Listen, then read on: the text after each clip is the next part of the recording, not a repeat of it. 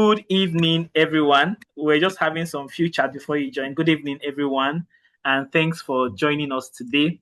Today is the last day and the last webinar in this 4 series that we've been running for some time.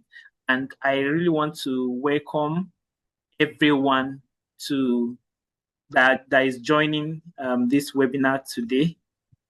Yeah. Okay. So today we have my scholar in the house. We have our scholar in the house. He's a Commonwealth shared scholar. His name is Scholar Wasiu. You can correct me later if I'm wrong. Yeah, Abiodun Wasiu, yeah, Omoniyi. Yeah. yeah. So he is a current he's a Commonwealth scholar. He will explain Mm-hmm. better. But currently he is a VC PhD scholar in Biomedical he's a science. VC PhD scholar in biomedical science at the University of West London, and Yeah, he has, like I said, he's a Commonwealth scholar, and he is an HCBC registered biometric scientist in the UK. So he also has, like I said earlier, he also has an MSc in cancer cell and molecular biology with a distinction. We are having another scholar with a distinction again, with a distinctions from the University of Leicester. Princess was the first scholar that we have with distinction. So we have another scholar in the house today. So he won the prestigious Commonwealth Share Scholarship in 2024, it's like 2025 section. And he is yeah. here today to share his experience with us. So he has the first class experience of studying and living and also succeeding in the UK, and he's here today to to bring that experience to us today, and he's going to be guiding us on how to prepare for the arrivals blues. It's a very unique topic, arrivals blue, talking about the weather conditions and the cultural shock. So we are so happy to have you today, scholar, and we are very much interested in learning about everything, all your experience from A to Z. Please tell us so that we'll be better equipped and better prepared for our experience in the UK. So let's welcome our scholar, Scholar Wasiu Omoniyi. You are welcome, scholar. Over to you, sir. Yeah, thank you very much, Thank Mr. you. Peter. And once again, happy birthday to you. Oh, you. It's Yeah. my birthday. Yeah, Thank you, sir. thank you very much. And good evening, everyone, from wherever you are listening to me. It is fantastic to be here to share my experience as a Commonwealth Scholar alumni. And I tell you, it is going to be a wonderful section for everyone today because I came prepared. I came prepared with so many things. And, talking about my experience in the UK is something that I love to do. It's something that is, amazing to me because being a first time traveling out of my country, Nigeria, that I've spent over 3 decades before I got the opportunity to travel out, you could understand that it is a unique experience for me. So, but before I dive deep into everything, like Mr. Peter said, we're talking about the arrival blues, preparing for UK, understanding the weather condition, the environment, and how to adjust culturally to the UK lifestyle, which is a fantastic thing. And for the series we have already done, I hope everyone is seeing my slide. From my Can end, everyone see my slide? I am saying it. Okay, Please, okay. if Please if just if signify. everyone is seeing my slide, just react so that I can know and then I can continue. Oh, I think yeah, I think everyone is seeing it. So for the series so far, I believe Scholar Princess has talked about the admission application. Scholar Goyi talked about the visa process and everything, and Scholar Shegun talked about finances during his own last section because I think I was there. Yeah, I was there. So he talked about finances and everything. So I am going to start, but before I start, I think I need to tell you guys some stuff because I understand Mr. Peter has been telling me about how agitated and aggravated how some of you are about waiting and understanding why it is taking long for CSE to come out with everything. One thing I'll tell you is CSE is not always quick to with their process to do whatever they want to do. But the thing is, they will still do it in the end. They will do it in the end. That is one thing that I need you to understand. Although this is the topic that we are covering today, the UK weather, practical settling in tips, cultural shock, and life in the UK, then you have your question and answer time. But I am going to open with a fantastic experience that I had with Commonwealth Scholarship. And I was telling Mr. Peter that it was a near-death experience. And he was wondering why I said it is a near-death experience. So I want you to be the judge of whether this is a near-death experience or not. So after we finished the Commonwealth application back in December 14th, 2023, um, I I received a message, I think, yeah, on Tuesday, March 19, 2024, by University of Leicester. They wrote to me that they are Otobong Omoniyi. Bear in mind that my name is not Otobong. My name is Wasiu. So they said they are pleased to inform that I've been selected as a nominated candidate. Please put that in mind as well. Nominated candidate for MSc Cancer and Molecular Biology 2024 CSC. And they said, please note that your nomination is provisional. Listen to that word again. Your nomination is provisional. Fantastic. I saw the message. I was overjoyed. I was dancing. I was in the lab that day. I was dancing, full of gratitude to God that, wow, I got nominated out of 13 applications I made. Only one came through. Fantastic. So, but this name is giving me concern. So I reached out to a Commonwealth scholar who is my friend, who has won the Commonwealth a year before and is currently in the UK at that time, that, oh, I received this message. The guy congratulated me and said, you know what? You need to message them immediately and let them know that your name is wrongly, you are wrongly named Otobong. Your name is Wasiu. I said, fantastic. Then I messaged them again that thank you for your email for my nomination. But there is a mistake. My name is Wasiu Omoniyi, not Otobong. And I told them I'm very happy to hear from them and I look forward to hearing from them again.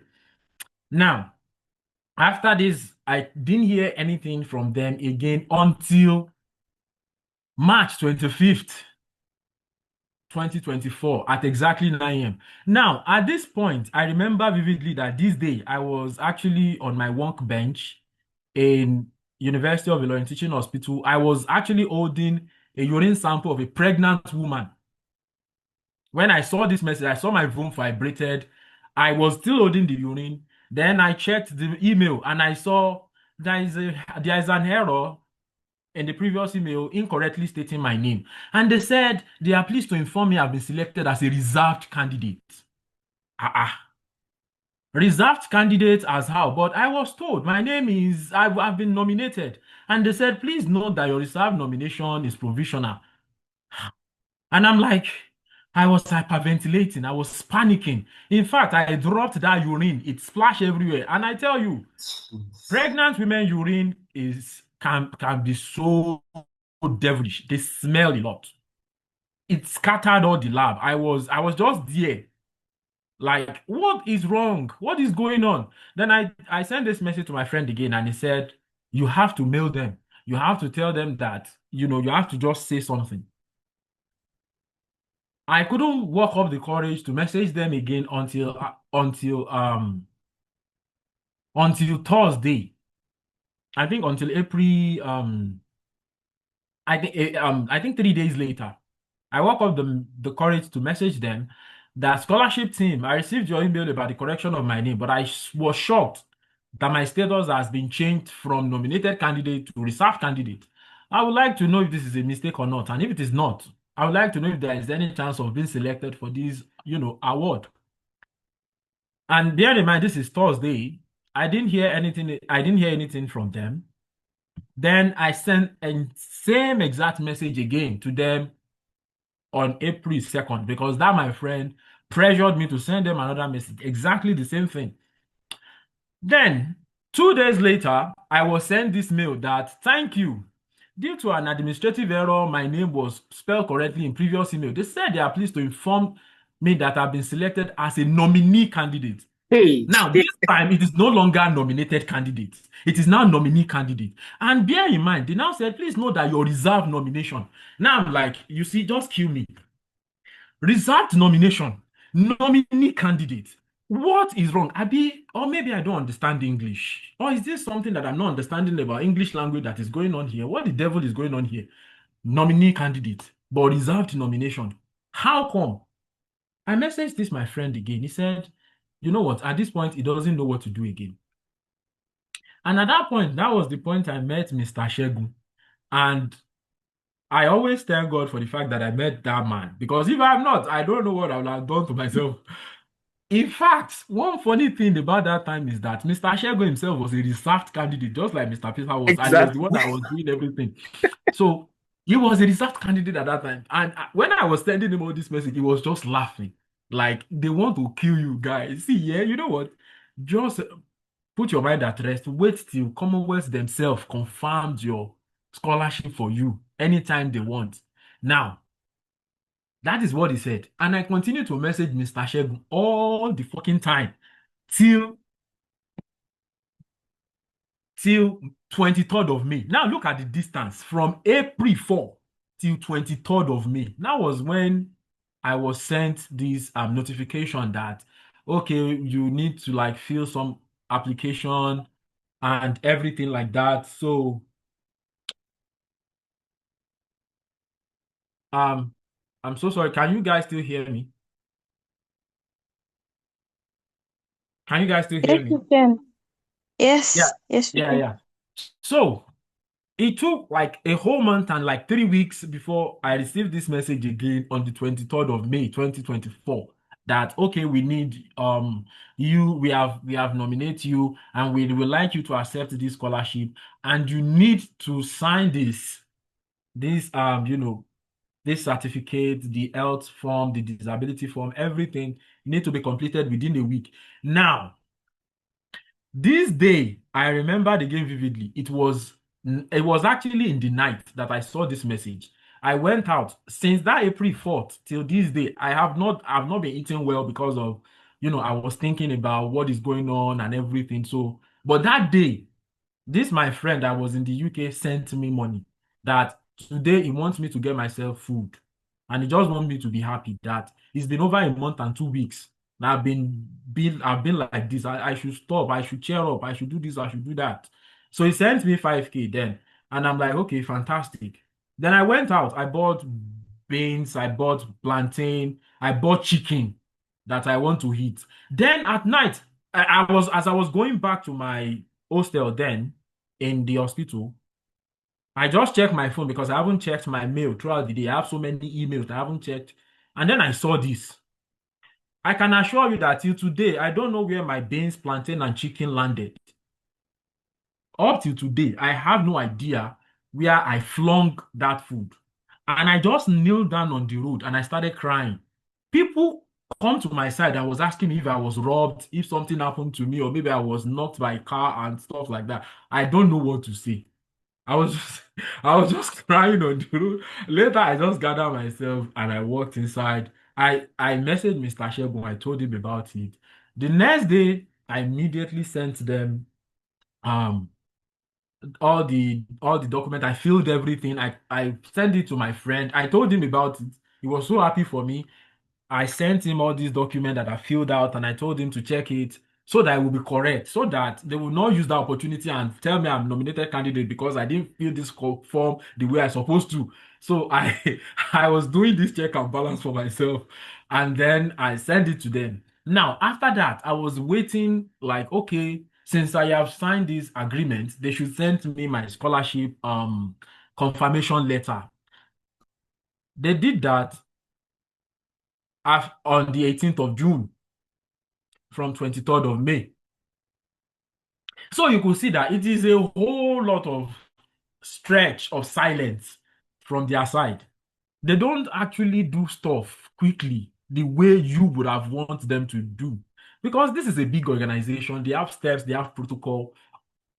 All you need to understand is it takes them so many things to do. Like they have to speak to people, they have to get consent from government, they have to talk to the immigration office before they do all this. Because whenever you are doing your visa application, like I believe Mr. Shegun have told you, as a Commonwealth scholar, you are not eligible to pay a dime. You will be doing it for free. So they want to have your record. They want to know that you already have the go ahead to do this visa before they can actually send your confirmation letter to you. It takes a whole lot of process. It is not something that they just do with a click of hand. It is something that takes time before it gets to the immigration, before the immigration checks your name, before they verify your background, before they see that you're eligible, check through all the documents you submitted, check through all your English exam test if you are doing that, or check through your admission, or check through everything. These are stressful processes that they have to undergo as an institution themselves. So it takes quite a lot of time. So if you are agitated and aggravated that, oh no, they should have tell us something, they should have do this, they should have do that, understand that it takes time. Now put yourself in my shoe. At that point in time, I will not lie to you, my BP was high at that point. I was having a very high BP because this is a near death experience for me. Because telling me I've been nominated because of a wrong name, you tell me I was reserved, then bringing me as a nominee, but reserved nomination is under conditional. It is so frustrating. I feel like I don't understand English at that point anymore. So, but after I received all the documents from the chairman of Commonwealth Scholarship Commission, the document from my program officer, then they sent me all the documents I need. They told me to get in contact with the Nigerian embassy coordinator that time. I think her name is Rosalind Obueno or something like that. Yeah. I messaged her. I sent her all my informations and all my documents, and she told me, "Oh, this is the next thing you have to do." And the next thing she told me to do is I need to go and do my chest X-ray ASAP. And mind you, it is very expensive. Although I paid 60,000 that time, which is like very, very little then, not compared to what is going on now. But so I did my chest X-ray. I went to the embassy in Lagos to do my visa application. I even had another problem with that because I don't know how to properly fill the visa application online. So I was very, very, very, very timid to ask for help because I don't want people to look at me like, so how did you end up getting this scholarship in the first place and you don't know how to apply for visa online? This is not something I've done before, but I'm too timid. So I had that situation. It was wrong. I was sent to like redo it again. So it took me like two trips before I can get my visa application sorted out. I asked for Mr. Shegun's opinion at the end of the day because I'm like, if I understand I'm being too timid, but if you want to like mock me, just help me out with this. And it was like, no one is going to mock you. We don't know this thing. We are in this thing together. We ask ourselves for help. If someone has done it before, they help us. Then we help ourselves. We get through this. We are Commonwealth scholar. We will continue to be Commonwealth scholar even after we finish the scholarship. Do you get? So he told me that, and then after it took them like 5 days to like walk through my visa application, and I was sent a message after the fifth day to come for my visa that I've been granted my visa. They sent me the decision note. Then I went to Lagos to pick up my passport, and that is what happened. And then after that, I was invited to a pre-departure briefing by the British Council in Nigeria, and this is our picture. This is the Commonwealth scholar that came to Lagos at that time. This is Mr. Shegun on this far right wearing a vintage shirt. This is me in the middle wearing white and looking like a gangster in the middle. Now look at all the stress I've passed through. To be here, it was a joy. It was fantastic. It was an amazing experience, which I am sure that you guys are going to enjoy as well. But I will appeal to your better nature. Please, please be patient. It is a stressful and a long, painstaking waiting journey. Just take, just be patient with them. They are going to come through and they are going to get through to you. If you have already received the nomination from your scholarship direct, calm down. For the fact that you have received a nominated email, just be rest assured something is coming through for you. Start buying stuff, start preparing because it's going to be a last minute. I know someone among our scholar that the admission start, I think, September 16, and his own Commonwealth Scholarship confirmation letter came August 20 something. So he has like 2 weeks or 3 weeks to do everything that he wants, and he made it. He made it. So don't worry about CSC taking time. They are getting through a lot of stuff. Just be patient. And if you are on the reserve, if you are on a reserved list, you have received the message that you are a reserved candidate. I am a living witness of being taken from nominated to reserved to nominated. So be rest assured that everything in life is luck. For the fact that you have been reserved, it doesn't mean you are not good enough. In fact, it is a contrary to that. It means that they find your application worthy to be nominated as a reserved candidate. And take that at heart. I was a reserve candidate for 3 years before I actually get this one. And even this one wasn't look like I'm going to get it until later. So I am assuring you, it is not as if you are not good enough or anything. It just shows that there are so many competition. And one thing that you need to know about scholarship is that you are competing with the best of the best. You are competing with the best of the best, and there is like hint of luck in everything anybody do.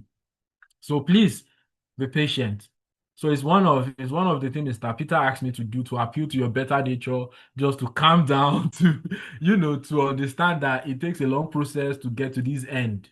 So thank you very much. So that is my own near-death experience with Commonwealth shared scholarship.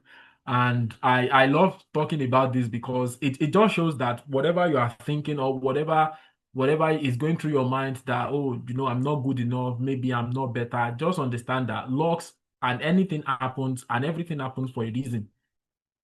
Imagine I've not gone through these phases that I've gone through. I won't be able to talk to you about this experience. And what you'll be telling me is, oh, you have not gone through this kind of experience. You cannot understand how we are feeling. I'm telling you that I've gone through the same. I've gone through the same. And if that my former self, if I'm to advise that my former self, I will tell my former self that everything will resolve itself with time. Just be patient, just calm down. So thank you very much. That is that about that. So and then we go into the reason why we are here. So before I start talking about the UK experience, I'm going to walk you through after me getting my visa. I'm going to walk you through my experience up until I got to the UK myself. So after I got my visa in Lagos, they told me I got my visa July 17th.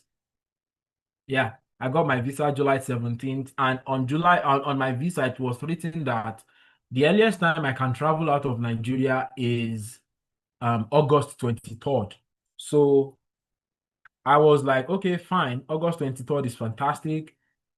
And then I was, I couldn't do anything. I was just waiting. So I was buying stuff, preparing for my journey to the UK. Now, another thing that I did was I went to the website of the University of Leicester. I looked up all the emails of the office that are applicable to my application, that are applicable to my journey to the UK. I look for the graduate admission office email. I took the accommodation email. So many emails like that. Even the emails of the convener, the course convener for the cancer cell and molecular biology at the University of Leicester. I took all of their email because I know that, one, I need a place to stay. I need to understand much about my course, the cancer cell and molecular biology that I'll be doing for a whole year. I need to understand about what I should prepare for before I come to the UK. So when I started messaging them one after the other, I messaged the accommodation office. I told them I am a Commonwealth scholar and I'll be coming to the UK, and I understand that the accommodation. I need to do some down payments. I need to pay some, some deposit before I could get the accommodation. But I told them I am a Commonwealth scholar. I don't have any money now until I started getting paid for my with my stipend until I can start paying for the accommodation. Now, I when I message the accommodation office, they refer me to the finance office. Now I message the finance office. They asked me to send them my documents. I sent them my document. They verified with my program officer that I am a nominated candidate and not that I'm faking it. Then after that, they messaged me back that they have resolved the issue with the accommodation office and I should contact the accommodation office, citing they actually put some numbers in the email they sent to me. They said I should cite this number and that they will get through to me.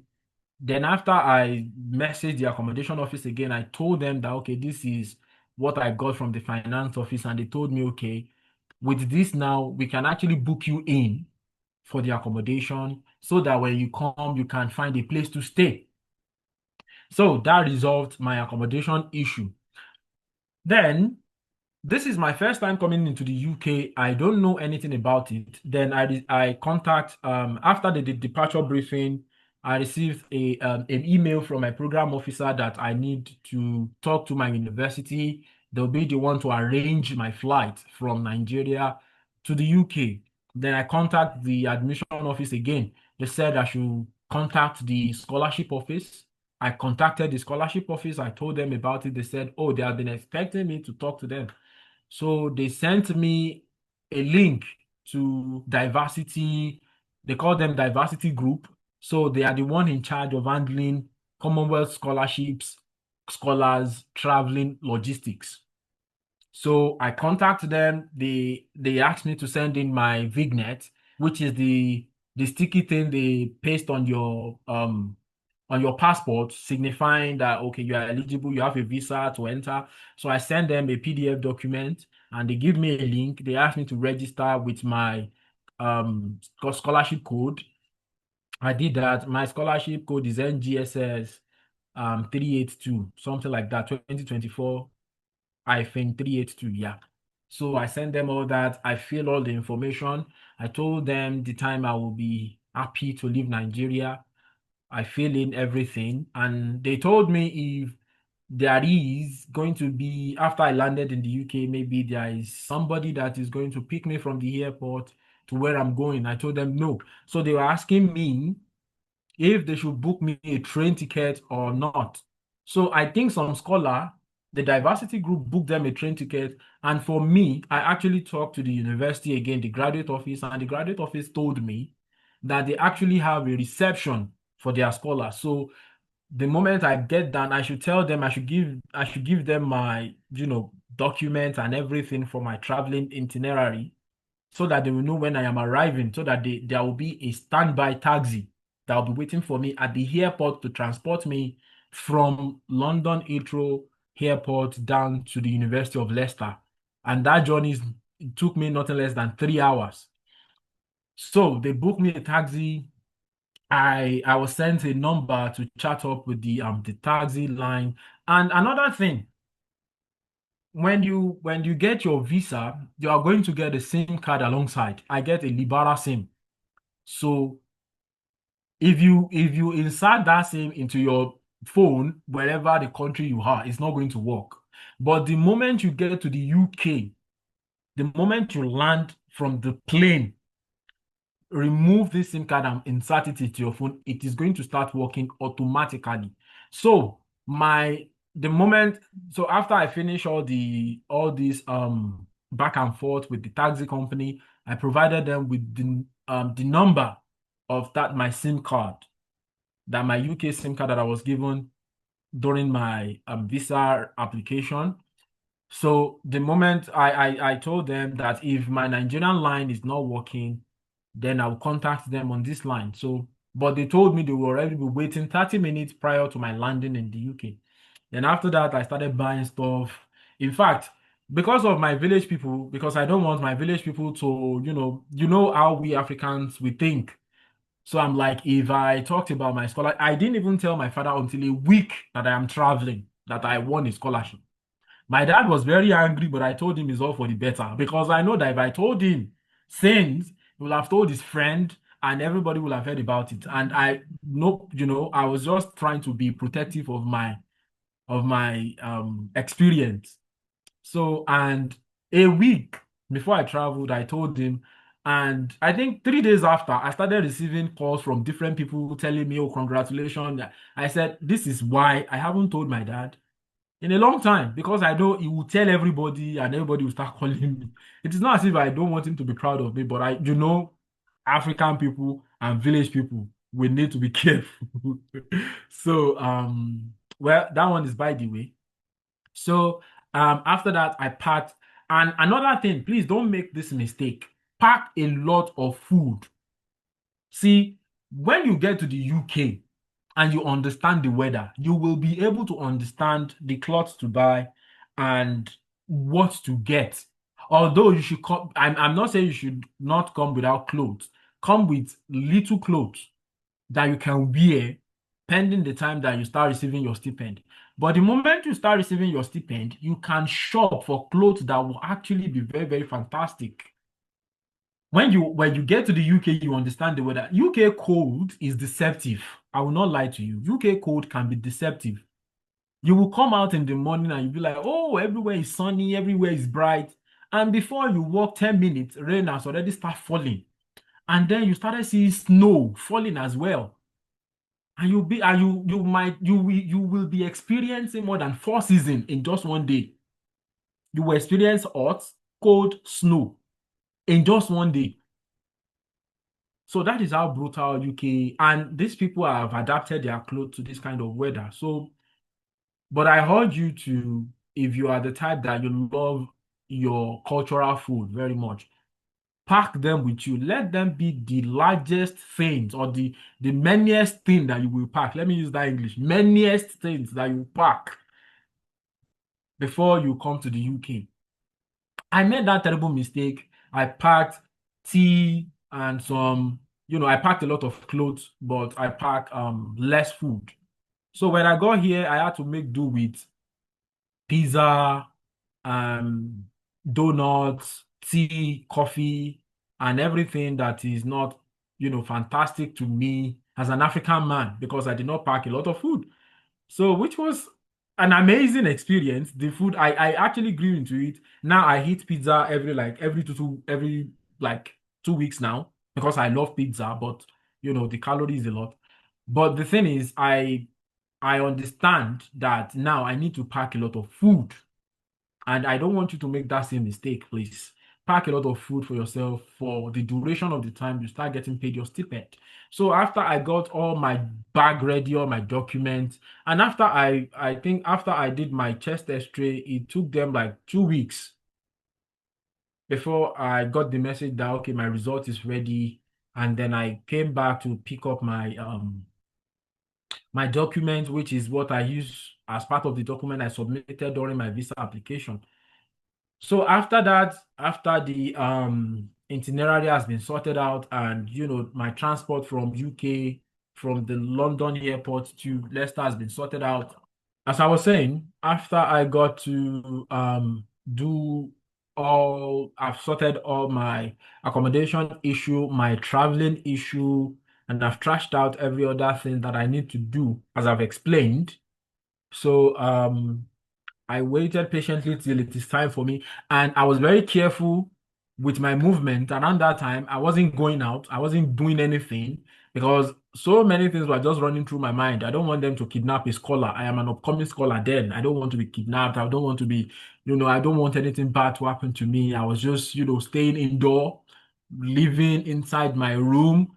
Just from my room, I go out to eat. In fact, my parents were asking me, you should go out. You will miss all this place. I know I will miss it, but I just told them, I have to be reading, I have to prepare for my MSc.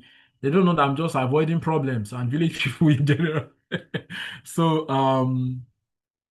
so that's it. So on the day I traveled to the airport, I bought the plane.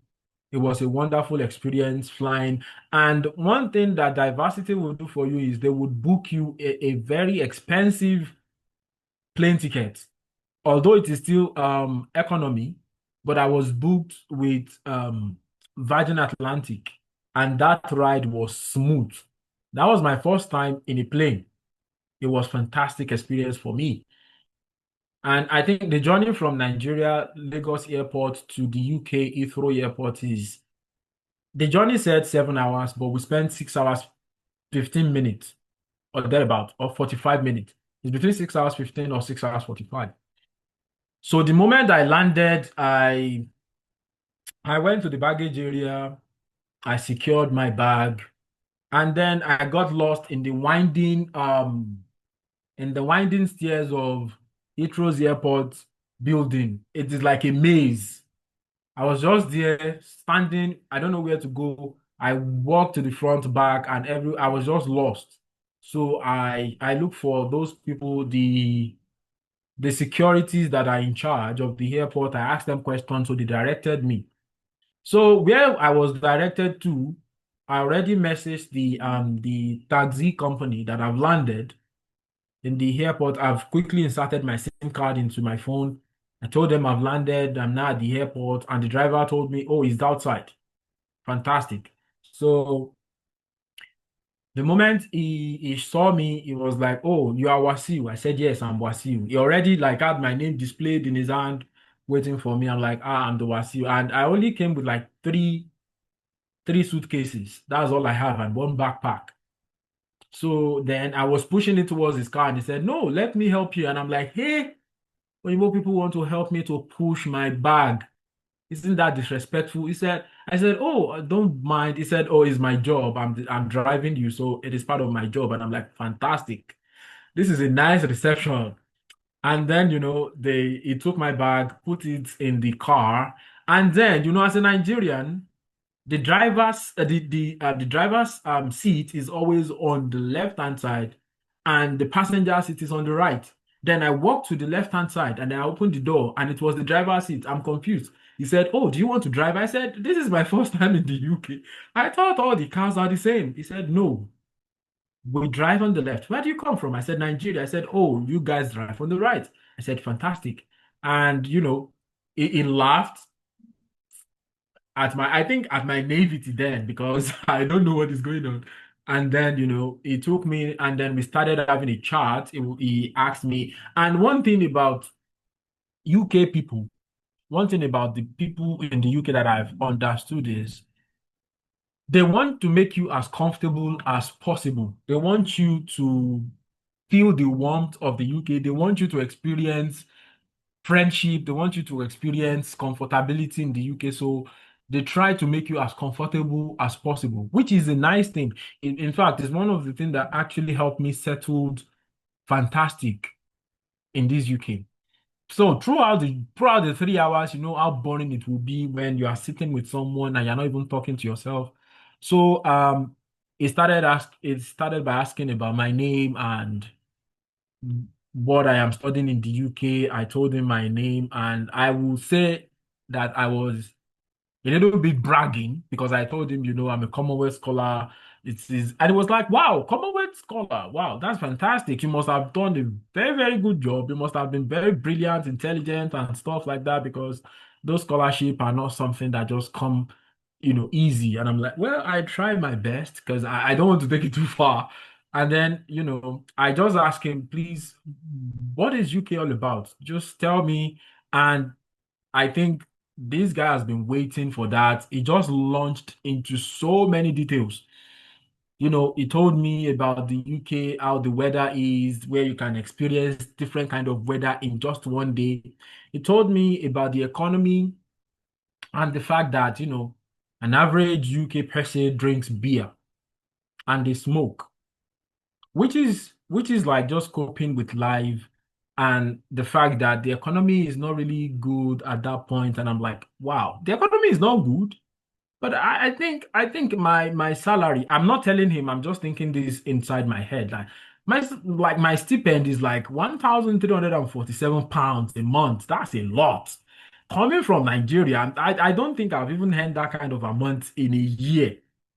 Nah, the economy can't be as bad. But now I understand what he's trying to say then, that according to British economy, that was not a good, it wasn't a good economy then, according to the British people. Because you earn the money in pounds, you spend in pounds, you pay your bills in pounds. So, and another problem that I have then is conversion, money conversion syndrome. Everyone has that. Because every money that I'm getting from my stipend, I'm always using my head to convert them into my local currency in naira. And that is 1,000, over £1,000 is like 2 million naira, which is a lot of money. So I'm always thinking that I have a lot of money then, but it is not. It is not a lot of money. If you go by the UK economy, it is not a lot of money. In fact, you are one of the you are living on the barest minimum of salary in the UK. So it is not a lot to live on in the UK. And I believe that other scholars will have told you this, but for some of you scholars will be paying like more than 50% of your stipend for housing and accommodation. And that is a lot. Now compare it to if you have to like take public transport, you have to pay for groceries, is a lot. And people at home will be looking at you like, okay, you've gone to the UK, you have made it in life. They don't even want to know whether you want to build life for yourself. They just feel like since you are now in the UK, you have started picking money from the ground. You should be sending them money at any and every interval. I am not saying you should not be nice. I am nice, and it actually had a detriment on me. I was very happy with what I was earning. I was sending money home the way I want.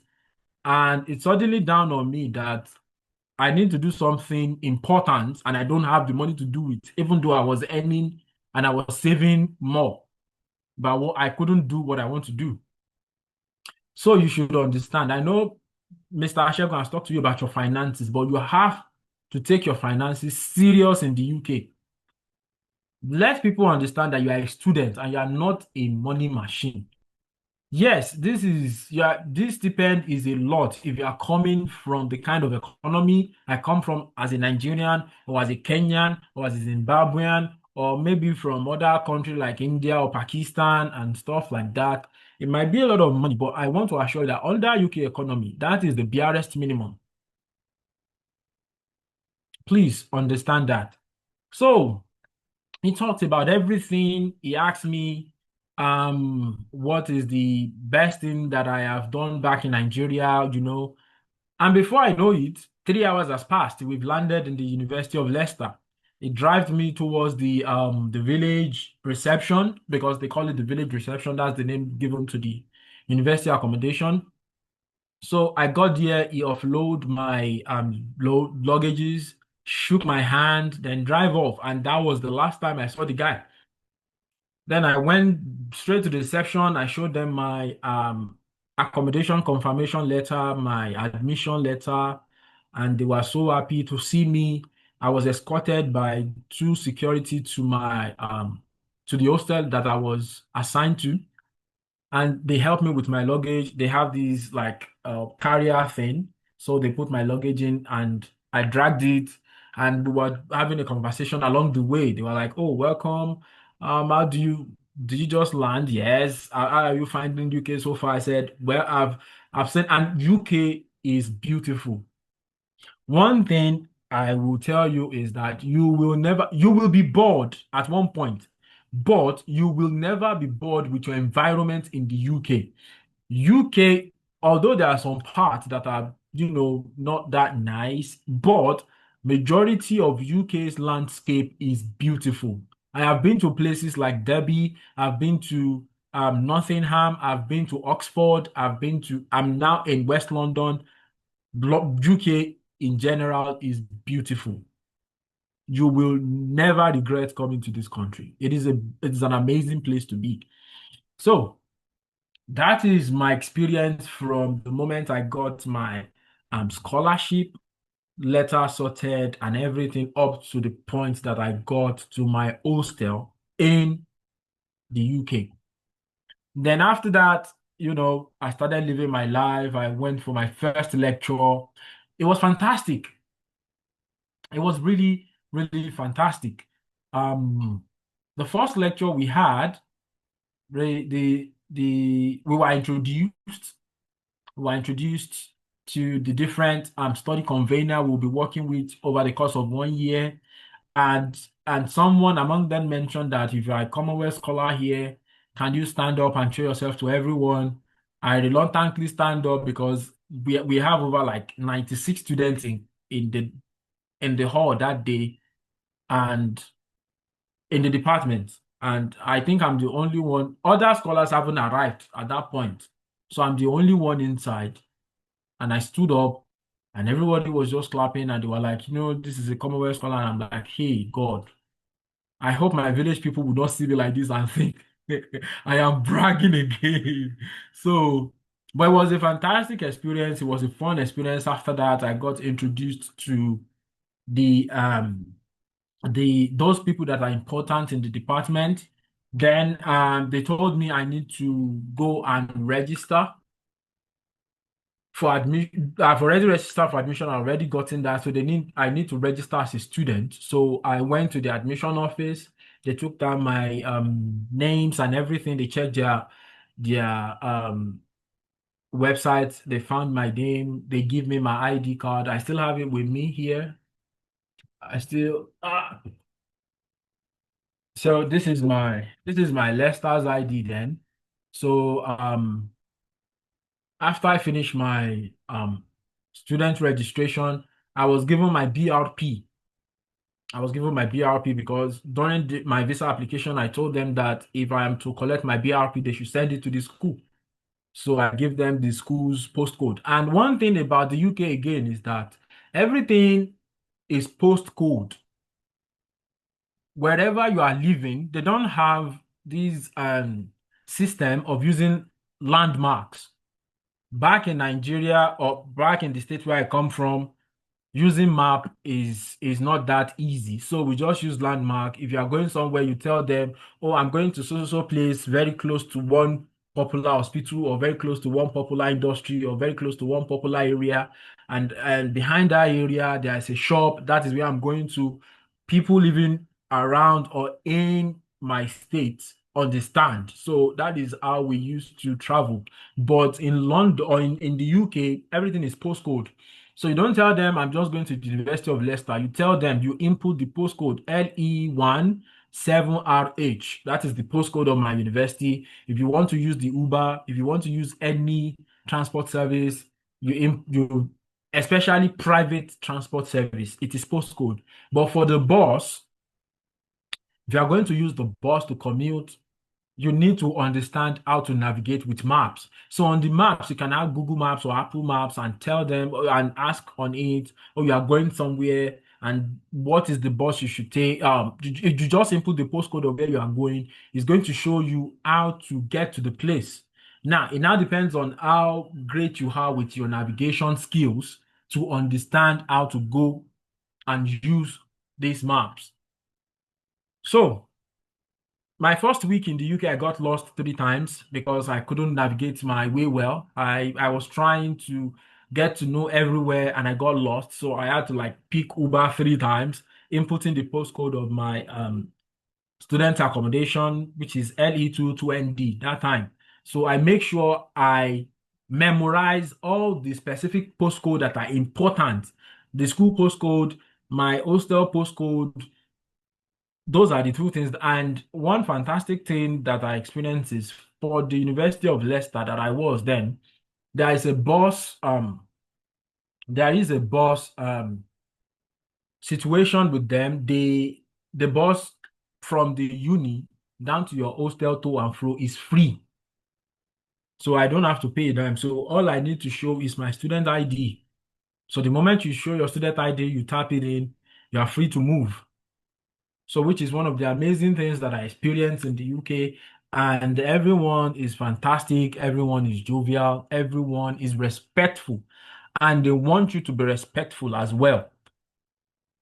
So, and they smile a lot, even if they don't know you. If you are going on your way and you come across a UK person or a white person, they are going to smile at you. It is not as if they want to be your friend. It is just polite thing to do. And it is not as if they are not trying to be your friend, but you can't see a stranger smiling at you and just automatically think they are your friend. That is what I'm saying. Back in my own country, nobody smiles anyhow. We are very serious. We have this serious look. We are always having this serious look around us. But in the UK, they have smiley face. We have one or two people that doesn't smile often, and you will find them among the other nationalities, even an African nationalities, an Asian nationalities, all those nationalities, and even some UK nationalities as well. But most people in the UK, they smile at you. if they bump if they bump with you on the road, they smile. If you find them on a queue, they smile. Everyone is always smiling, which is an amazing thing. And also, UK weather can be very, very funny. Around around I think around October to February was one of the most depressing time that I've experienced in the UK. Now, around this period, this is the winter period, mind you. Around this period, it gets dark by 3:30 to 4 p.m. Like right now, around those time, it is already dark. So you could imagine me coming from a place in like Nigeria, where we are always having sunlight till like 6 p.m. in the evening, and it's already dark by 2:30, 3 p.m. In fact, there was a time that we are still in the lab and it's already dark, and we just have to like go home. It was depressing because I'm just like, why? Why should it be dark by 3 p.m.? It is not nice. Where did the sun go? And then at some point, like right now that we are, my room is like a furnace. Everywhere is hot. Right now, I am sweating right now as I'm talking to you. Everywhere is hot, and it gets dark around like 9:30, 10 p.m. Now, it gets dark around 9:30, 10. By 7:38, the sun is still out. So, UK has extremities of these things. When it is winter time, you have very, very short day and long night. And during the summer like this, you have very long day and very, very short night. So it happens like that. And also, rain, rain, rain in the UK can be very, very deceptive in the sense that it comes with cold. Rain in the UK comes with magnitude of cold. So if you are going to get stuff, you need to get stuff you know, that is going to keep you cool and dry at the same time. So from September to November, this is like a month by month explanation of the kind of experience you are going to get. So from September to November in the UK is always like cool and windy and everywhere is beautiful. So from December to February, like I said before, but for 2024 that time, it started getting dark by October, which is like very, very early. In fact, everyone was complaining then that, oh, winter came so early this time around. So everything is cold. You have snow most of the time. You have rain, very, very icy rains. And it is always dark. Everywhere is always dark by 4 p.m. And this is the time that you don't see a lot of people outside. Everybody is always indoor. And this is the time when the heater bills is always going up, because this is the time that everyone just put on their heater. And another thing is there is no ceiling fan in the UK. They don't use ceiling fans. They don't use AC, air conditioner here, because UK weather is so unpredictable. It can be very, very cold, and you don't want to be using AC in that kind of situation. And then you have the spring from March to May, where everything is like brightening, and that is what we have right now. Everywhere the sun is out, everywhere is very bright. You have people coming out. In fact, currently, as I am talking to you, outside my place, there is a park. There's a park where there's so many things going on. You have so many activities going on. People bring out their kids, people come out with their friends. This is the time that you see all the bars in the UK filled up with people.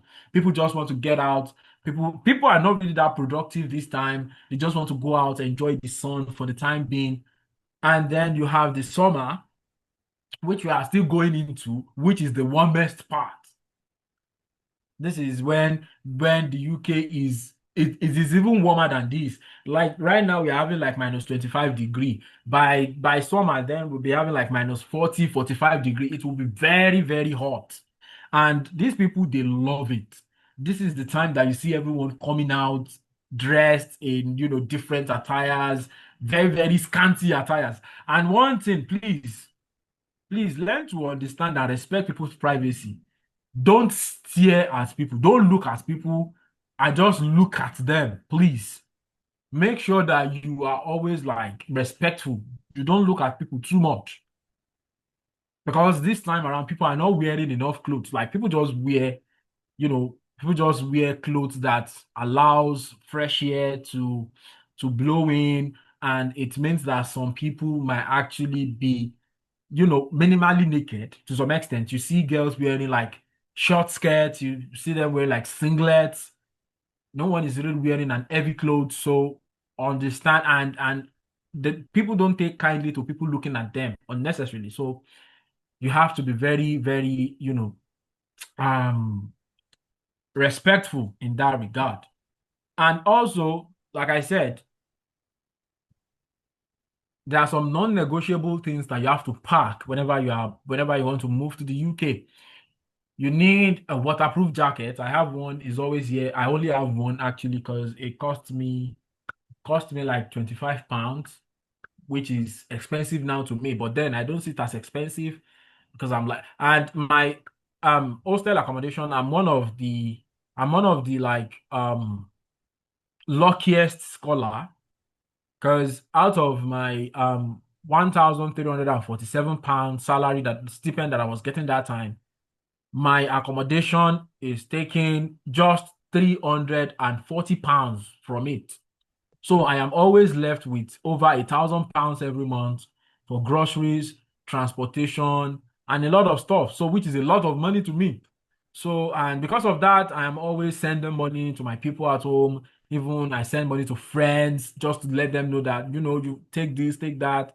And I won't say I regret it because it is a fantastic experience for me, but it just made me understand that there are some things that I'm not putting into perspective. Now, when I want to do my visa for my PhD, it costs me about £4,000, which I have to borrow because I don't have enough savings. If I had understood that, it's going to cost me a lot to get my way around in the UK, I would have saved more instead of borrowing money.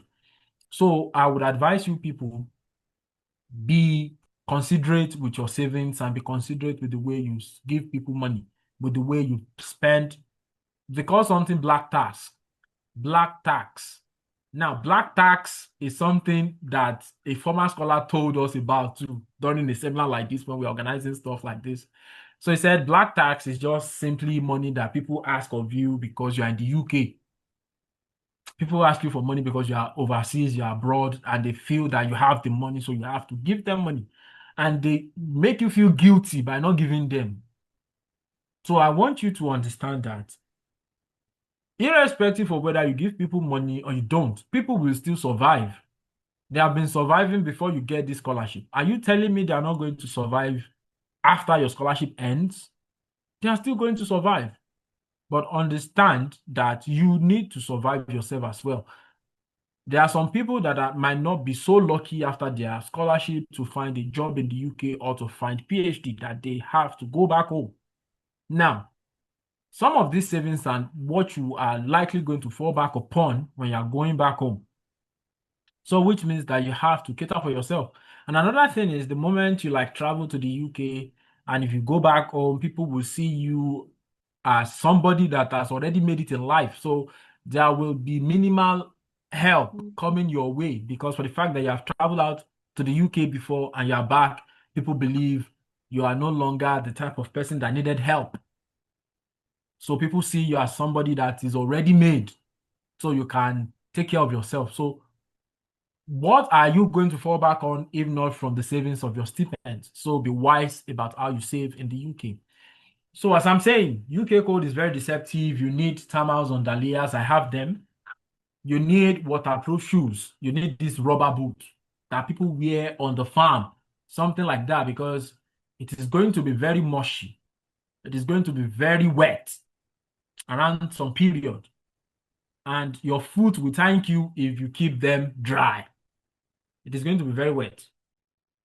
And also, you need, well, some people carry umbrella. I don't use umbrella myself because I have a waterproof jacket. So I just roll on the hoodie and I'm just there.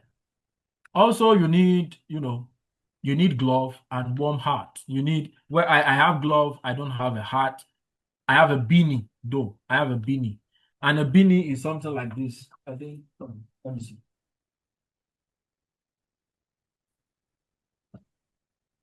So this is a beanie. It is something I just wear to protect your head from cold. Then I have gloves as well. So these are the UK wardrobe philosophy that you need to have. You need to understand that there are times that you need to wear lesser clothes, and there are times that you need to bundle up yourself in many clothes. So you need to buy and you need to manage your wardrobe appropriately. And there are so many charity shops that you can get your stuff like Primark, like Asda, like Lidl. Even though those places they sell groceries, they still sell warm clothing as well. So, and I wouldn't lie to you, one of the places that have helped my life out a lot is Asda, Lidl, and Primark. Those three places, they help my life a lot. There are some people that doesn't have Lidl close to them, they have Aldi. So Asda, Lidl, and Aldi, those are the three go-to places for um, groceries and everything. But there is a place as well called Morrison. Morrison and Sainsbury, they are like rich people's places to go to. Although they too they have discounts, but most of the things they sell, most of their groceries are a bit expensive than Asda, Lidl, or Aldi. But Asda, Lidl, and Aldi, they are the three affordable places for like people that are upcoming, like me, that is staying in the UK for the first time. Those are the places that I can get like a better deal to for groceries and some other things like that. So now, some of the cultural shock I experienced in the UK. Now, let's put my background into perspective. I am someone that come from a background where respect is the uttermost currency of everyday living. You have to be respectful to everybody. You have to, even if they are strangers, as long as you note that they are older than you have to be respectful towards everyone. You don't have to be rude. You don't have to, you have to keep a low profile. Now, one of the cultural witness I experienced is when I was assigned a personal tutor, and my personal tutor asked me to refer to her as Cat, not Doctor. No, not Cat like an animal. Her name is Catherine. And she said, call me Catherine or Cat, not Dr. Cat. And I'm like, no, I can't do that. Why will I call you your name, your phone? And bear in mind that this woman is over 60 years. And she asked me to refer to her by her first name. And I'm like, no, I won't do that. I don't know if I can do that. She pressured me to call her that. And virtually everybody I've met that my master's supervisor, even Prof. John Schwabi that I work with is my overall supervisor for my master's. And that man is a very big name in the UK for cryo-electron microscopy, Prof. John Schwabi. He told me to call him by his first name, John. A whole prof. He's over 70 years. A whole prof asked me to call him by name. I understand what happened to me when I called a professor. This professor was recently named a professor in my institution back in Nigeria. We always call him doctor. The day I refer to him as doctor, because I don't know that he has already been given professorship. I nearly failed. He nearly failed me because I didn't refer to him as a professor. I refer to him as a doctor, but now he's a professor, but I don't know that. And now in the UK, somebody is asking me, a whole professor, is asking me to refer to him as by his first name.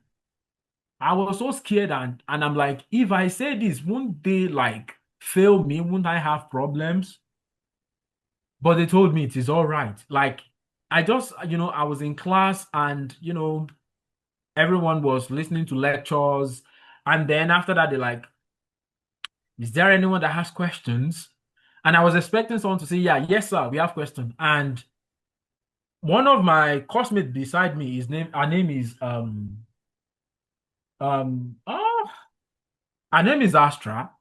And she said, yeah, I have a question for you, John. And I'm like, Professor, why would you refer to a professor by his name? And he said, his name is John. Why would I call him by his name? And I'm like, wow, fantastic. It took me a lot of time to get used to that. I'm still getting used to that because it's still hard for me not to use sir or ma. And another thing is they will tell you, you don't have to say sir or ma'am. You don't have to say that. You just refer to me by my first name. It's one of the cultural shock I experienced that I'm still experiencing up to now. I'm still seeing it as a shock every time. Another thing is, the way people handle money here. Money is not something that you give out freely here. I could remember a friend was trying to pay for our food, and I think our card got declined. And I'm like, oh, I can cover that for you. And she said, oh wow, fantastic. I'll pay you back when we get back to the class. And I said, okay, no problem. And I paid. And it was just like £4. And when we got to the class, she was trying to give me £5 note. And I said, oh, you don't have to worry about it. And the next thing she asked me was, are you trying to ask me out? I said, no. He said, so why do you want to pay for my meal if you're not asking me out? No, I'm not asking you out. I just paid. Like, it's a normal thing. We do it back home. People expect us to be polite. Like people, it is part of being polite. I just do it because I feel it's fine. And she said, no, it's not. It's not. If you're not asking me out, then you have to take this money. I have no choice than to take the money back because I don't want problem. It was just funny because in fact, if you know someone or if you are in a situation back home and you can help, and to me that time £4, no, £4 is expensive, but I'm just saying, well, it is something that I can afford at that point in time, and I did it. And she was like, "No, you have to take your money back," and that's how it is. No one here is expecting you to pay for them unless you both had like an agreement or a relationship together. If that is not the case, no, no. And another thing is, if someone invites you out, like, oh, let's go out, let's have a chat, let's just go out, let's hang out.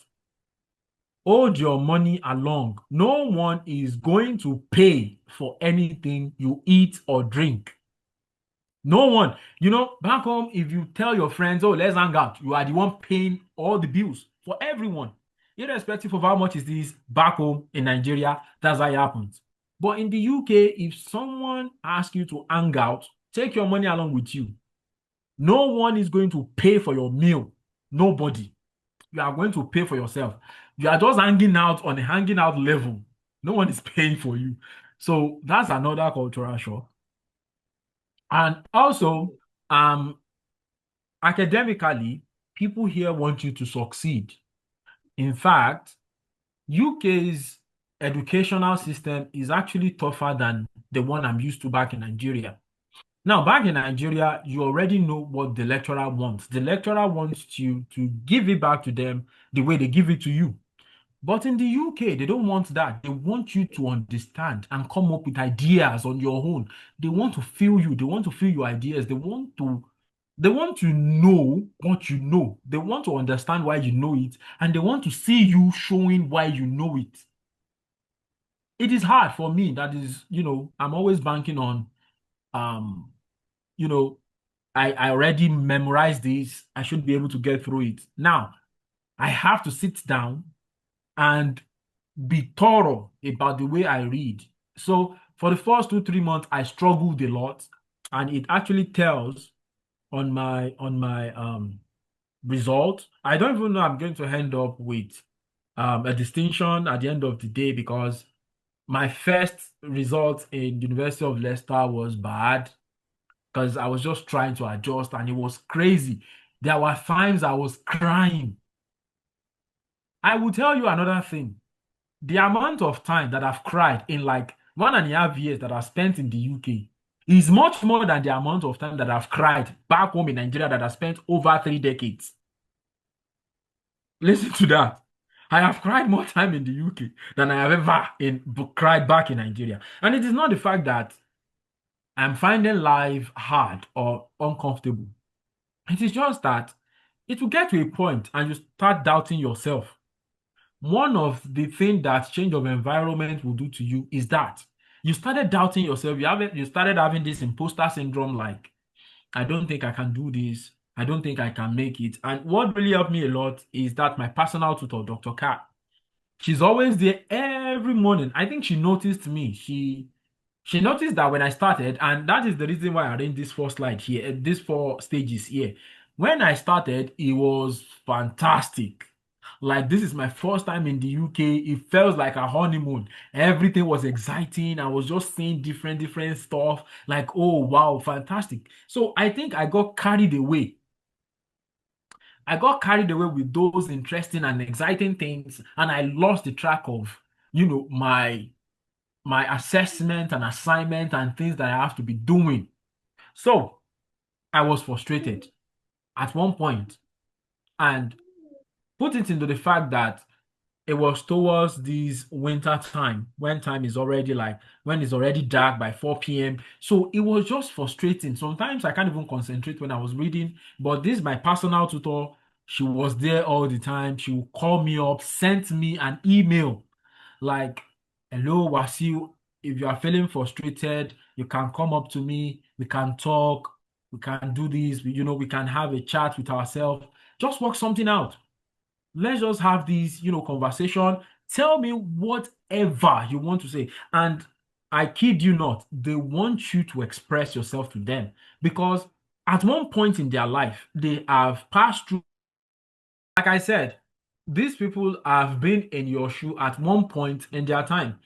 And in fact, there was a time that I was there in our office. I was crying because I nearly failed an exam.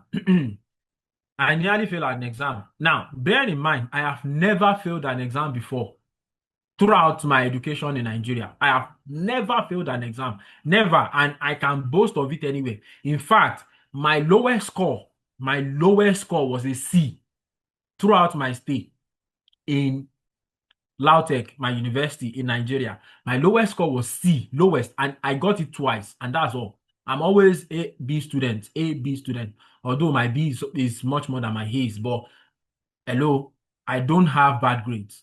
So here I got like 50%, and actually the pass mark was 50. So I just passed. It wasn't excellent. And I told her, I'm like, I used to be an excellent student back home, but I'm finding it hard to, you know, understand what is going on here. Well, like, what is happening to me? Or maybe I'm not worthy of this scholarship, or maybe I'm just here based on luck. Maybe that's just it. Maybe I'm not cut out for these masters. Maybe because I just feel like I can do it, but deep inside, I'm just an average student. I don't think I can go beyond this. You know what she said to me? She said, "It is just the season. It is winter that is happening right now to you. Don't worry. It's going to pass." I was crying in our office. And being somebody that has been very, very, I always tell myself that I'm a strong person. Nothing can shake me. I haven't been shaken. Like, I have passed through serious stuff in Nigeria, but it is just I'm the type of person that I don't see myself as an emotional human being until I get to the UK and I know that no, I have emotions. They are just hiding. So stuff has now started pushing them out. Like I started seeing stuff that is pushing all my emotions out. But I want you to understand, cultural shock itself, or you experiencing frustration or depression, is not a weakness. It's not the fact that you're not cut out for this life, or it's not the fact that you don't know what you are doing. It just shows that you are trying to acclimatize yourself with the environment. You are trying to, understand what is going on in the environment, and it takes time. It takes time. I told her I want to be excellent. I want to be an excellent student. And she said, don't focus on your past. Don't focus on all these mistakes that you have made. Focus on what you can do to improve yourself. And we want you to succeed. We just want you to be the best person that you can. And she said, you know what? I'm going to like hook you up with some activities to just take your mind off some stuff. So I was nominated as the um course representative. I joined the Leicester 100, which is like a Senate member. I was the Senate member in Leicester. So all the arguments that we have in all the debate we have in the floor of the Senate is very fantastic. It just diverts. It diverts my mind off so many stuff. In fact, I go home, I started, researching about stuff, and it makes me wonder if I could do this with, all this stuff. I could do the same with my academics. And then I started, looking deeper than just trying to memorize what I've been told. And another problem is, understanding English language. You've been speaking English all your life, but when you get to the UK and listen to the original speaker of English language, sometimes you will not hear what they are saying. In fact, I can assure you that I have started, trying to emulate the way they speak.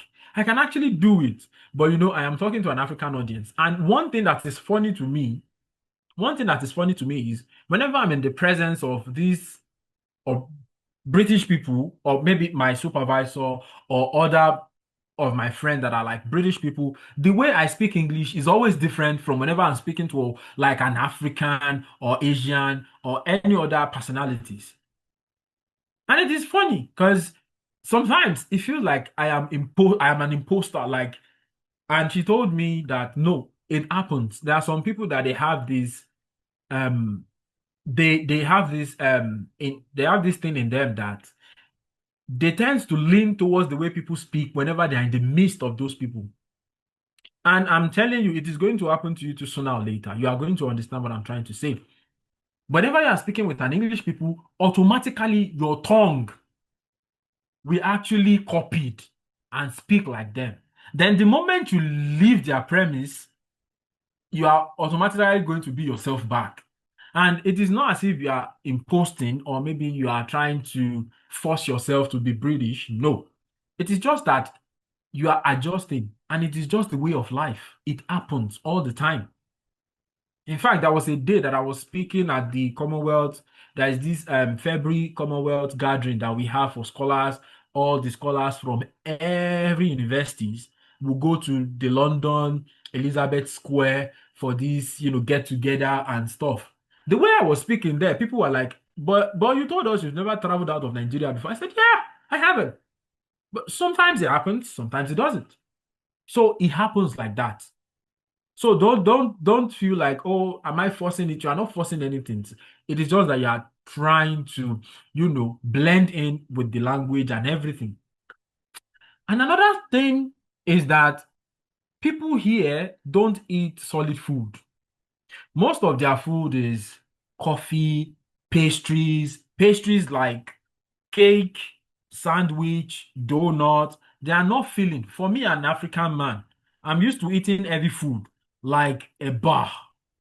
All this big, heavy food is what I'm used to.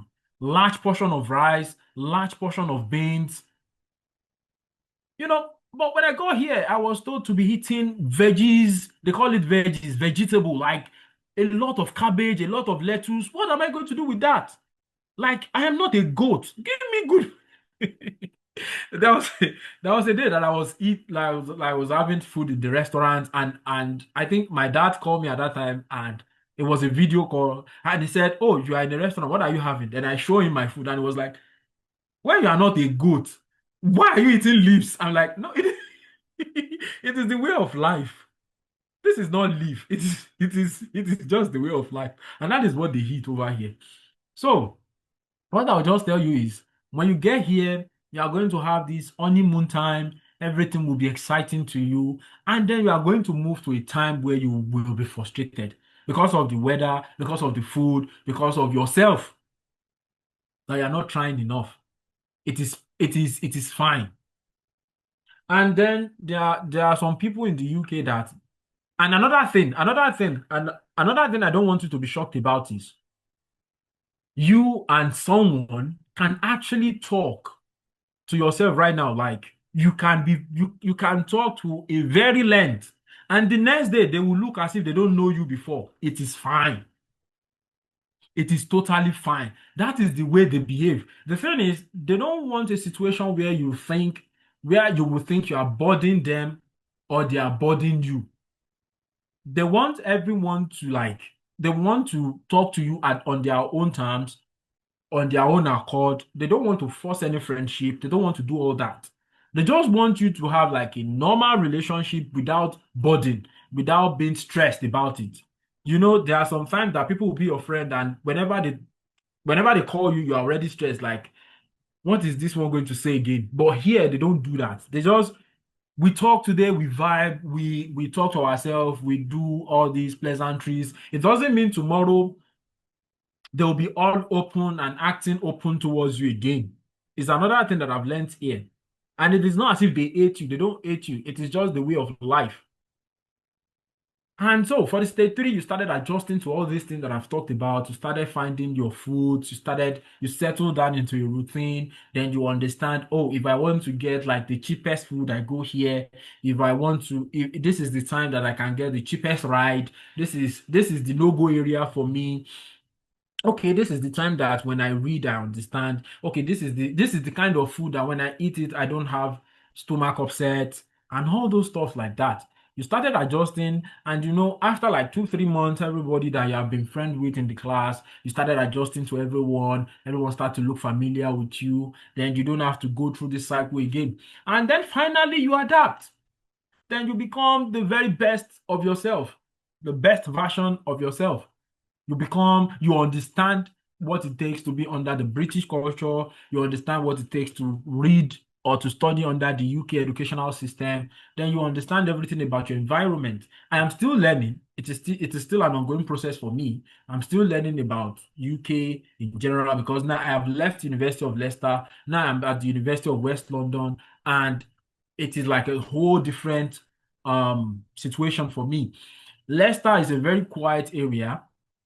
Where I stayed in Leicester, it was like a very green area. Like, everywhere you have bushes, and bushes that I mean doesn't mean thick forest. It is just like everywhere is green. You have green areas, green vegetation all around you. Everywhere is quiet. But when I got here, everywhere is beautiful. It's even beautiful than Leicester, but noisy. I can't sleep very well. You have police patrolling, and because this is London, so they are more security conscious than every other part of the UK. So I'm still trying to adjust to the life here, which is fantastic. I tell you. So you're not going to regret actually coming to the UK, living under the UK weather, economy, and studying under the UK educational system. You adapt fine, and you'll be glad that you adapt. So, like I've said, things will feel different. The moment you get here, you have like I said, British people are very private. They're not unfriendly. But once you hand their friendship, it is genuine.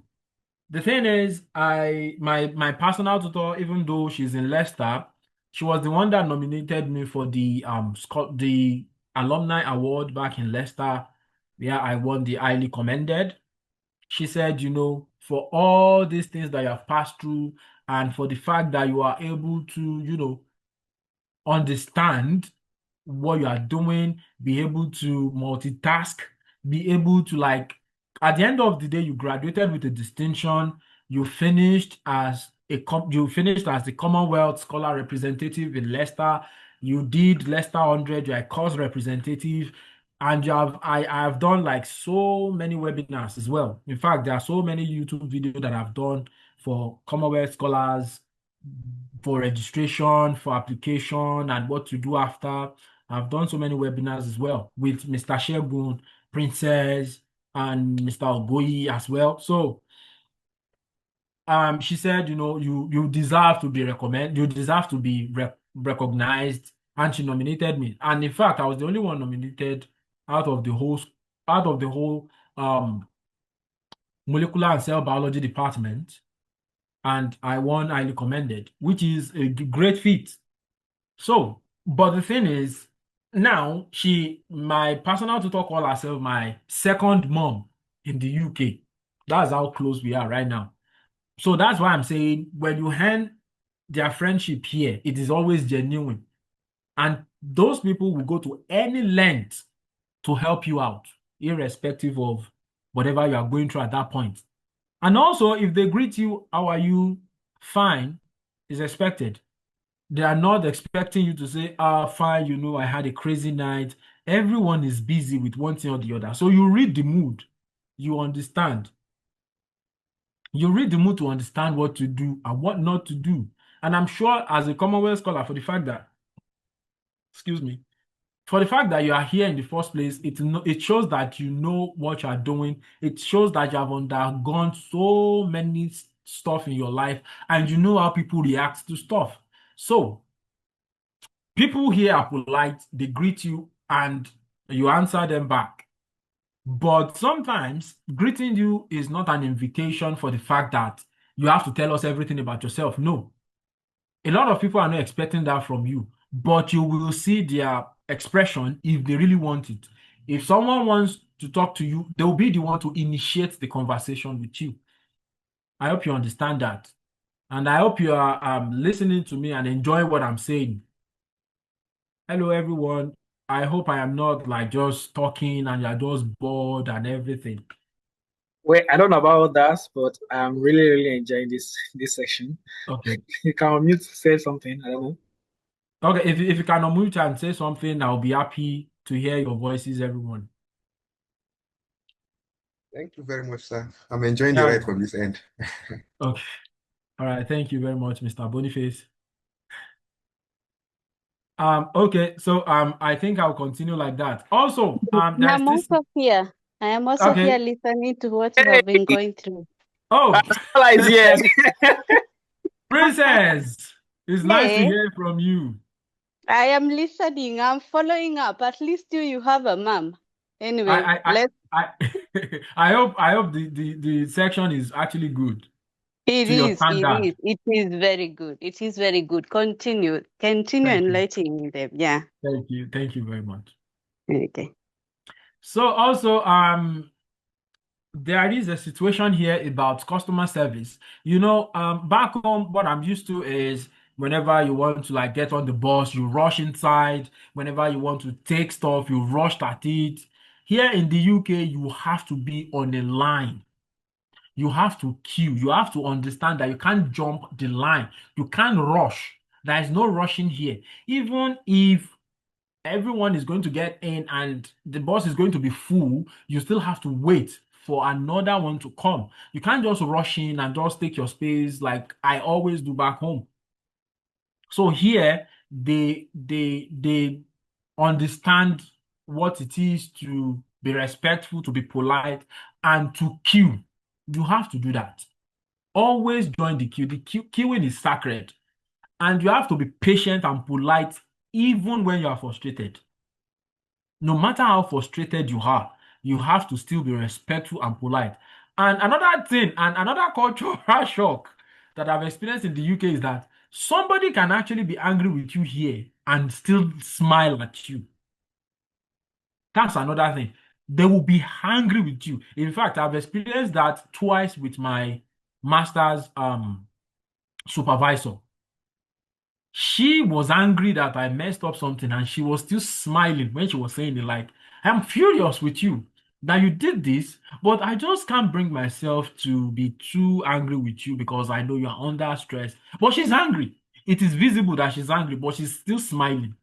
It's another thing that is, whenever someone is angry, you can read it in their face that, yes, this person is angry with me, but here you can't. I don't know. I find it hard to know when someone is angry here. So I try to be as polite as possible because for what I don't know, I don't want to like, even if I'm upsetting you, I don't want to be too upsetting. So, and personal space matter as well. They want you to understand that they need their privacy. Everyone needs their privacy. You can't be noisy. You can't be nosy.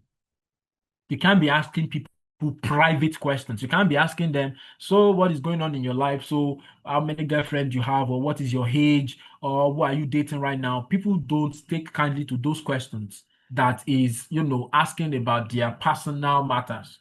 People don't take kindly to that. You need to be very polite. You need to understand boundaries. It is one thing to be friend with someone. It is another thing to understand boundaries.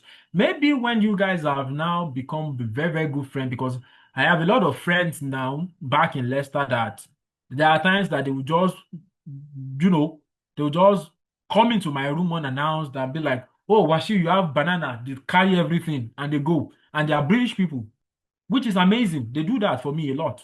But I don't do that to them because I understand them. But the thing is, when people are friends with you to that level, they just they feel like you are someone like them, and they just they react to you as a friend would, like somebody that you have known for a long time would. They react like that to you.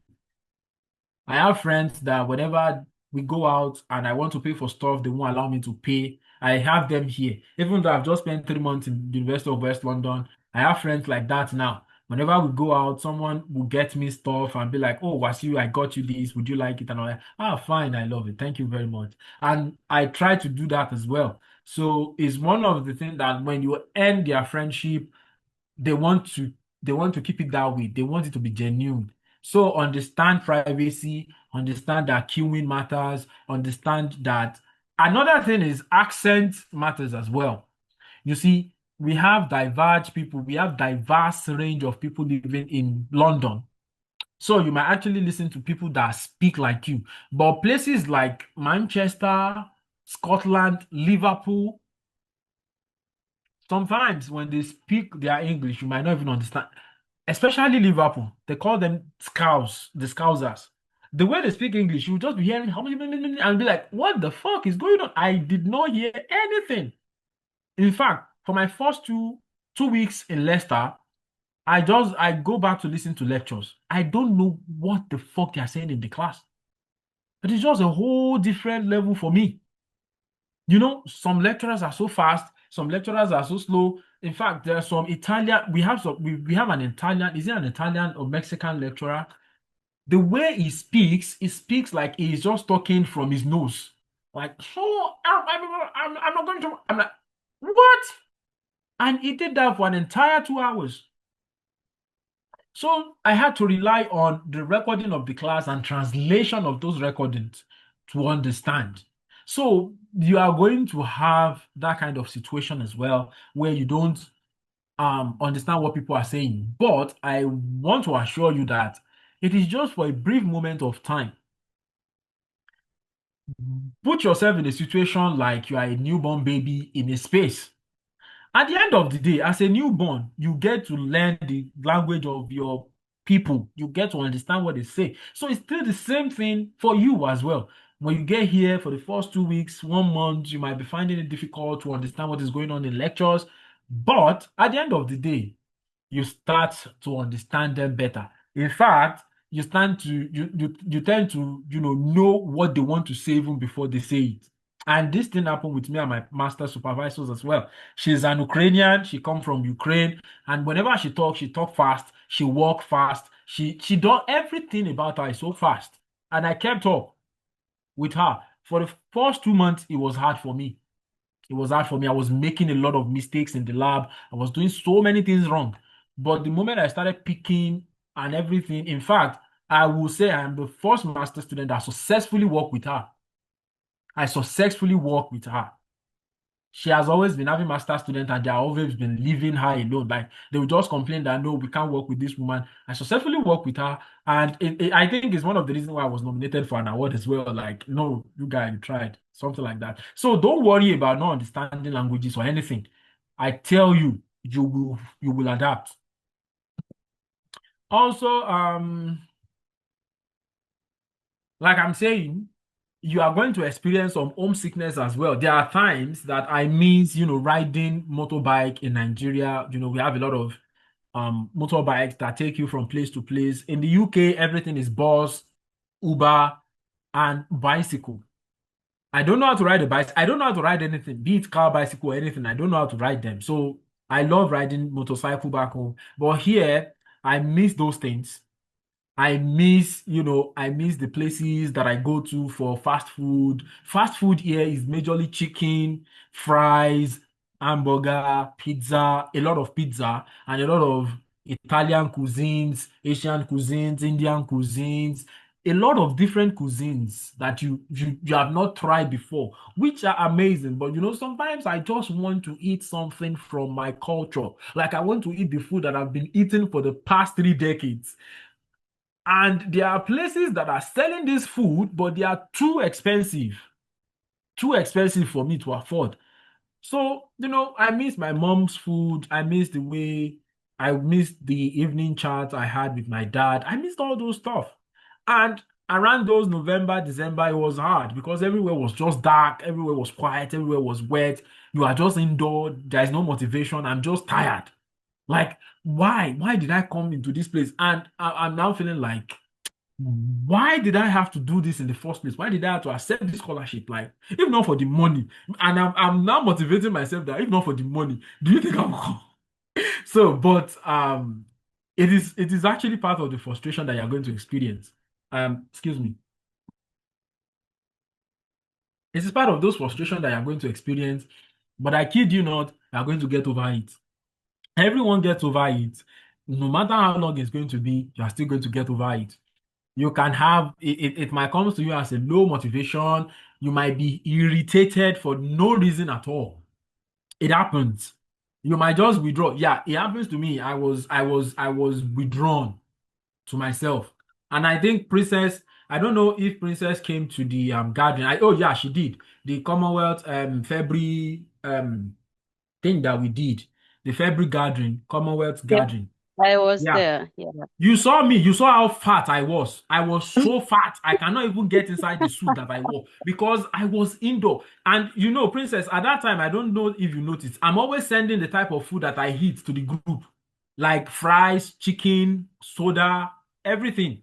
I remember you guys complaining about how you are not Africanist nowadays, and you're Exactly. changing. Exactly. It was just frustrating for me. And the only thing I can do to myself at that point in time is just eating everything I see. So I eat a lot of pizza, I eat a lot of fries, I eat a lot of chicken, and chicken is one of the most cheapest stuff that you can get in the UK. And me coming from a background that we don't eat a lot of chicken back home, chicken is my second food. Like is my second best food now.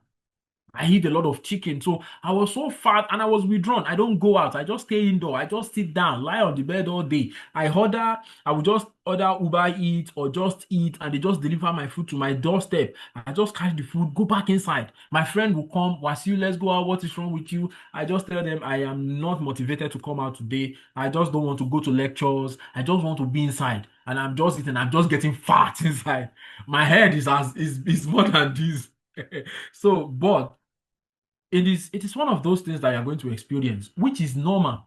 It is part of the routine. In fact, Princess, I know she had times like that as well. Mr. Shegun too, we have times like that. Everyone had that time. Everyone at that time, they are just withdrawn, they are just frustrated, they are just irritated for no reason at all, and they find it difficult to concentrate. We find it difficult to sleep. We just miss everything that we think we will never miss in this life. Like, in fact, I miss the way me and my siblings always nag. It is because of my siblings that I had to move far away to work in the first place, and I miss the way we always go back and forth on the phone, that I have to call them on phone and I will just be crying that you guys, you just hate me. Everyone just forgets me over here until it is time to ask me for money. This is not nice. This is that. I was just there. And at a point, you are going to experience all this. But one thing I want you to understand is it happens. It happens. You are going to feel this during festive seasons. Christmas, I haven't spent, I think last year was the second Christmas I did not spend back home. And even though I'm a Muslim, Christmas celebration is one of the biggest celebration back home. I miss them. I miss all these bulb and the beautiful lights that we used to decorate our places.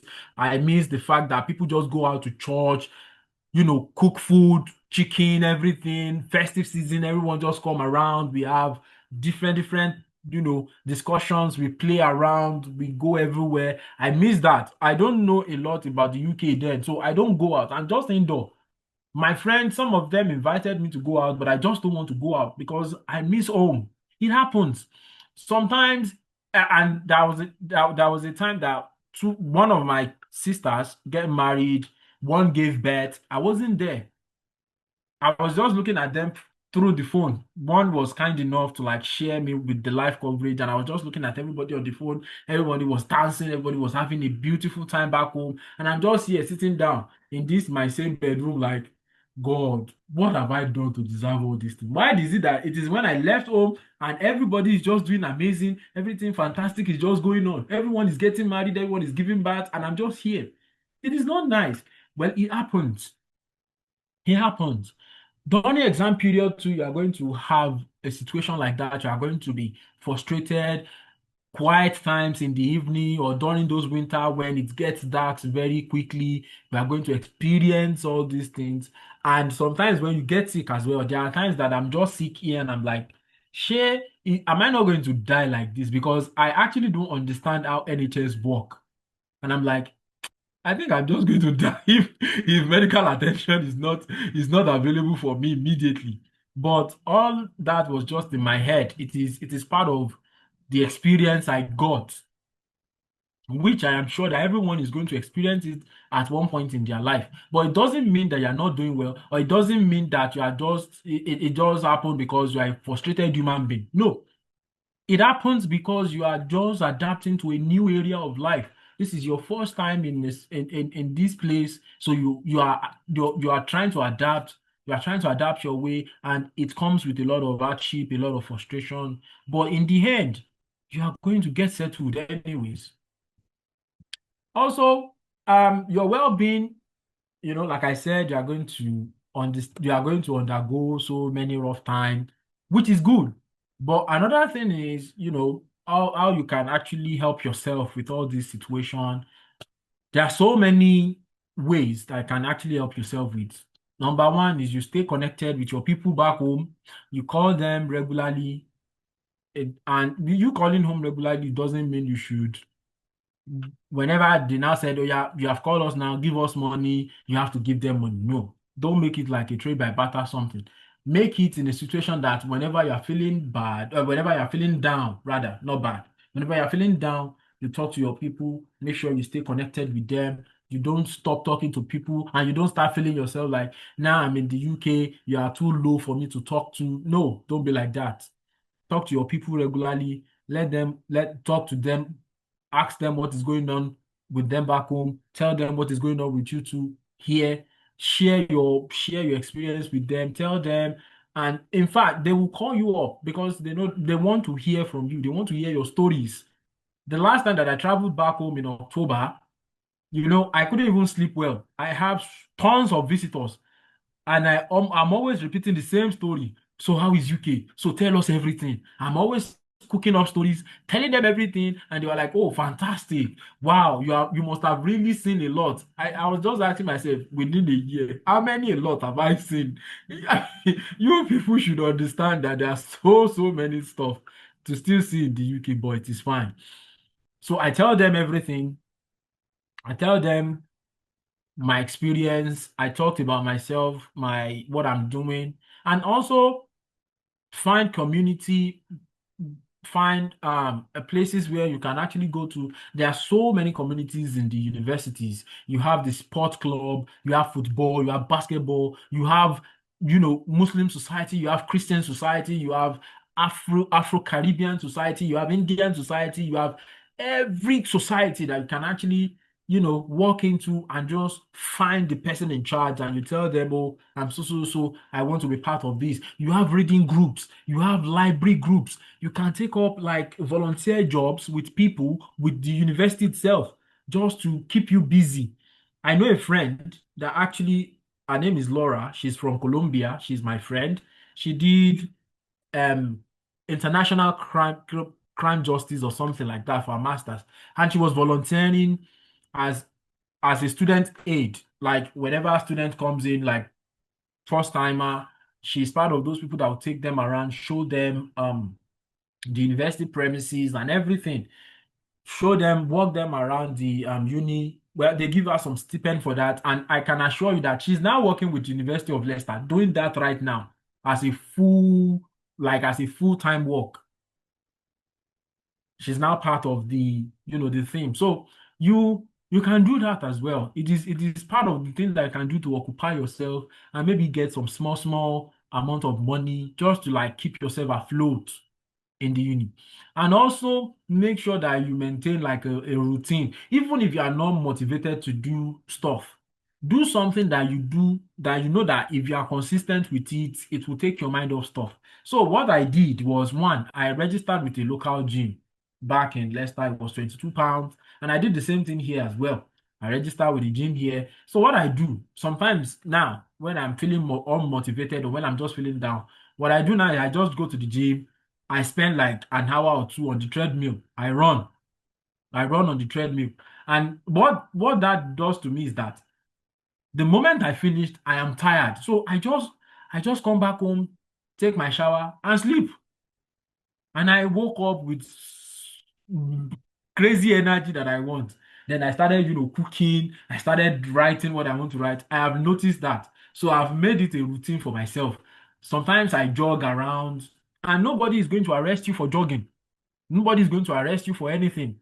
So build up a routine, you know, have a conversation with your friends, keep in touch with your friends, your classmates, or those people that you're friends with. Talk to them. You can just say hi, hello. No one is going to kill you for doing that. No one is going to stress your life out. Maintain a routine. And then, like I said, use university support. There are so many counseling services in the university. And don't feel like, back home, people will see you going for counseling as if you have mental problem. You don't have a mental problem, but what you are going to do here is a mental challenge, which requires some mental health services. Yes, I am using the mental health services here as well, because sometimes I just find it hard to like cope with stuff. So I just need someone to talk to. And if you are the type that you don't like talking to people, but you just need somebody to talk to, like an elderly person, just express yourself. We have them here. They just want to listen to you. They will be there. They just want to listen to you. They want you to express yourself. And I've noticed that whenever I talk to them, express myself, I'm always fine. So I use them regularly. I just talk about what is going on. They pay attention to me. They ask me what I can do. If I tell them I don't know, they make suggestions for me. Why don't you do it like this? Okay, why don't you do this? And it is very, very nice hearing somebody that is actually more knowledgeable than you telling you stuff, you know, giving you insight into what they have done as well during the time that they are in your situation as well. So, and those services are free. No one is going to charge you for that. Everything has been paid for. And also, sometimes cook food. I cook a lot of food. I fried a lot of chicken. I even have scars from frying chickens here a lot. Like, the hot oil just splash. Wow, now when you're frying stuff. So I'm always cooking and I'm always frying stuff. So I use that as a pastime as well. And whenever you are working, or maybe you are reading your note or book, or you are doing anything academics and they are not sticking, don't think that, oh no, I'm failing, I'm going to fail. No. Just understand that at that moment, you are not in a comfortable space to understand whatever you are reading or whatever you are working on. Give yourself some rest. there are part of you that will be telling you, oh, if you rest, you're going to fail. I have that. I have this imposter syndrome that is always telling me, Wasi, if you are not reading now, you're going to fail. And I kid you not. I think Princess can testify to this. I will come to that, our Commonwealth Scholarship group that we created for ourselves. We will discuss so many stuff, we will bring out topic, we will fight among ourselves, we will do so many things. In fact, one of the scholars that actually talked to us that time predicted that this group is going to be useless after you guys started your scholarship journey. Nobody's going to come to this group again. This group is going to be empty. And I kid you not, that group is not empty. That's true. That's very true. That is, you see, she can testify. That group is not empty. We are always bringing stuff up. We will talk about different topics. We will talk about, we'll talk about Africans. We'll talk about what is going on in the UK. We talk about ourselves. We share, milestone with ourselves. When people finish with distinction, we talk on it. I think we just have like handful of people that doesn't finish with distinction. And those people that did not finish with distinction, look at their profile. They have done a lot. Mr. Shegun actually did not finish with distinction, but he has done quite a lot more. In fact, he started his PhD. I don't think he has finished his master's before he started PhD. Look at that. So we have so many people, so many people that are doing well beyond what we can even think of. Do you get? And we have so many people back home that they have gone back, they have settled down with fantastic job. Like Princess, she's doing very, very well for herself. So what I'm just saying is, you see, irrespective of whatever you are passing through, just know that it is a phase. It is going to pass. But make sure that you keep you keep your community alive. You keep your friend alive. You keep your friendship with people alive. Just make sure that you keep your community alive. You keep your friendship alive with people. You don't, because of the fact that you are busy with stuff. It's one of the reasons why you are given this scholarship in the first place. They see you worthy. They see that you can multitask. You can manage different things. Even though they know that you'll be frustrated at one point, you will be irritated at one point, but it still doesn't stop you from being the best of person that you can be. So keep your friendship alive, keep your community alive, maintain, try and maintain sanity, even if you're not feeling like it. So now I curated this first 2-week checklist for you guys. So when you get to the UK, the thing that you must do is, one, you register with a GP, that is a general practitioner. Your university is going to send you a mail, or they are going to put it on their website on how you can do this. And getting a SIM card, this is something that you will have been given.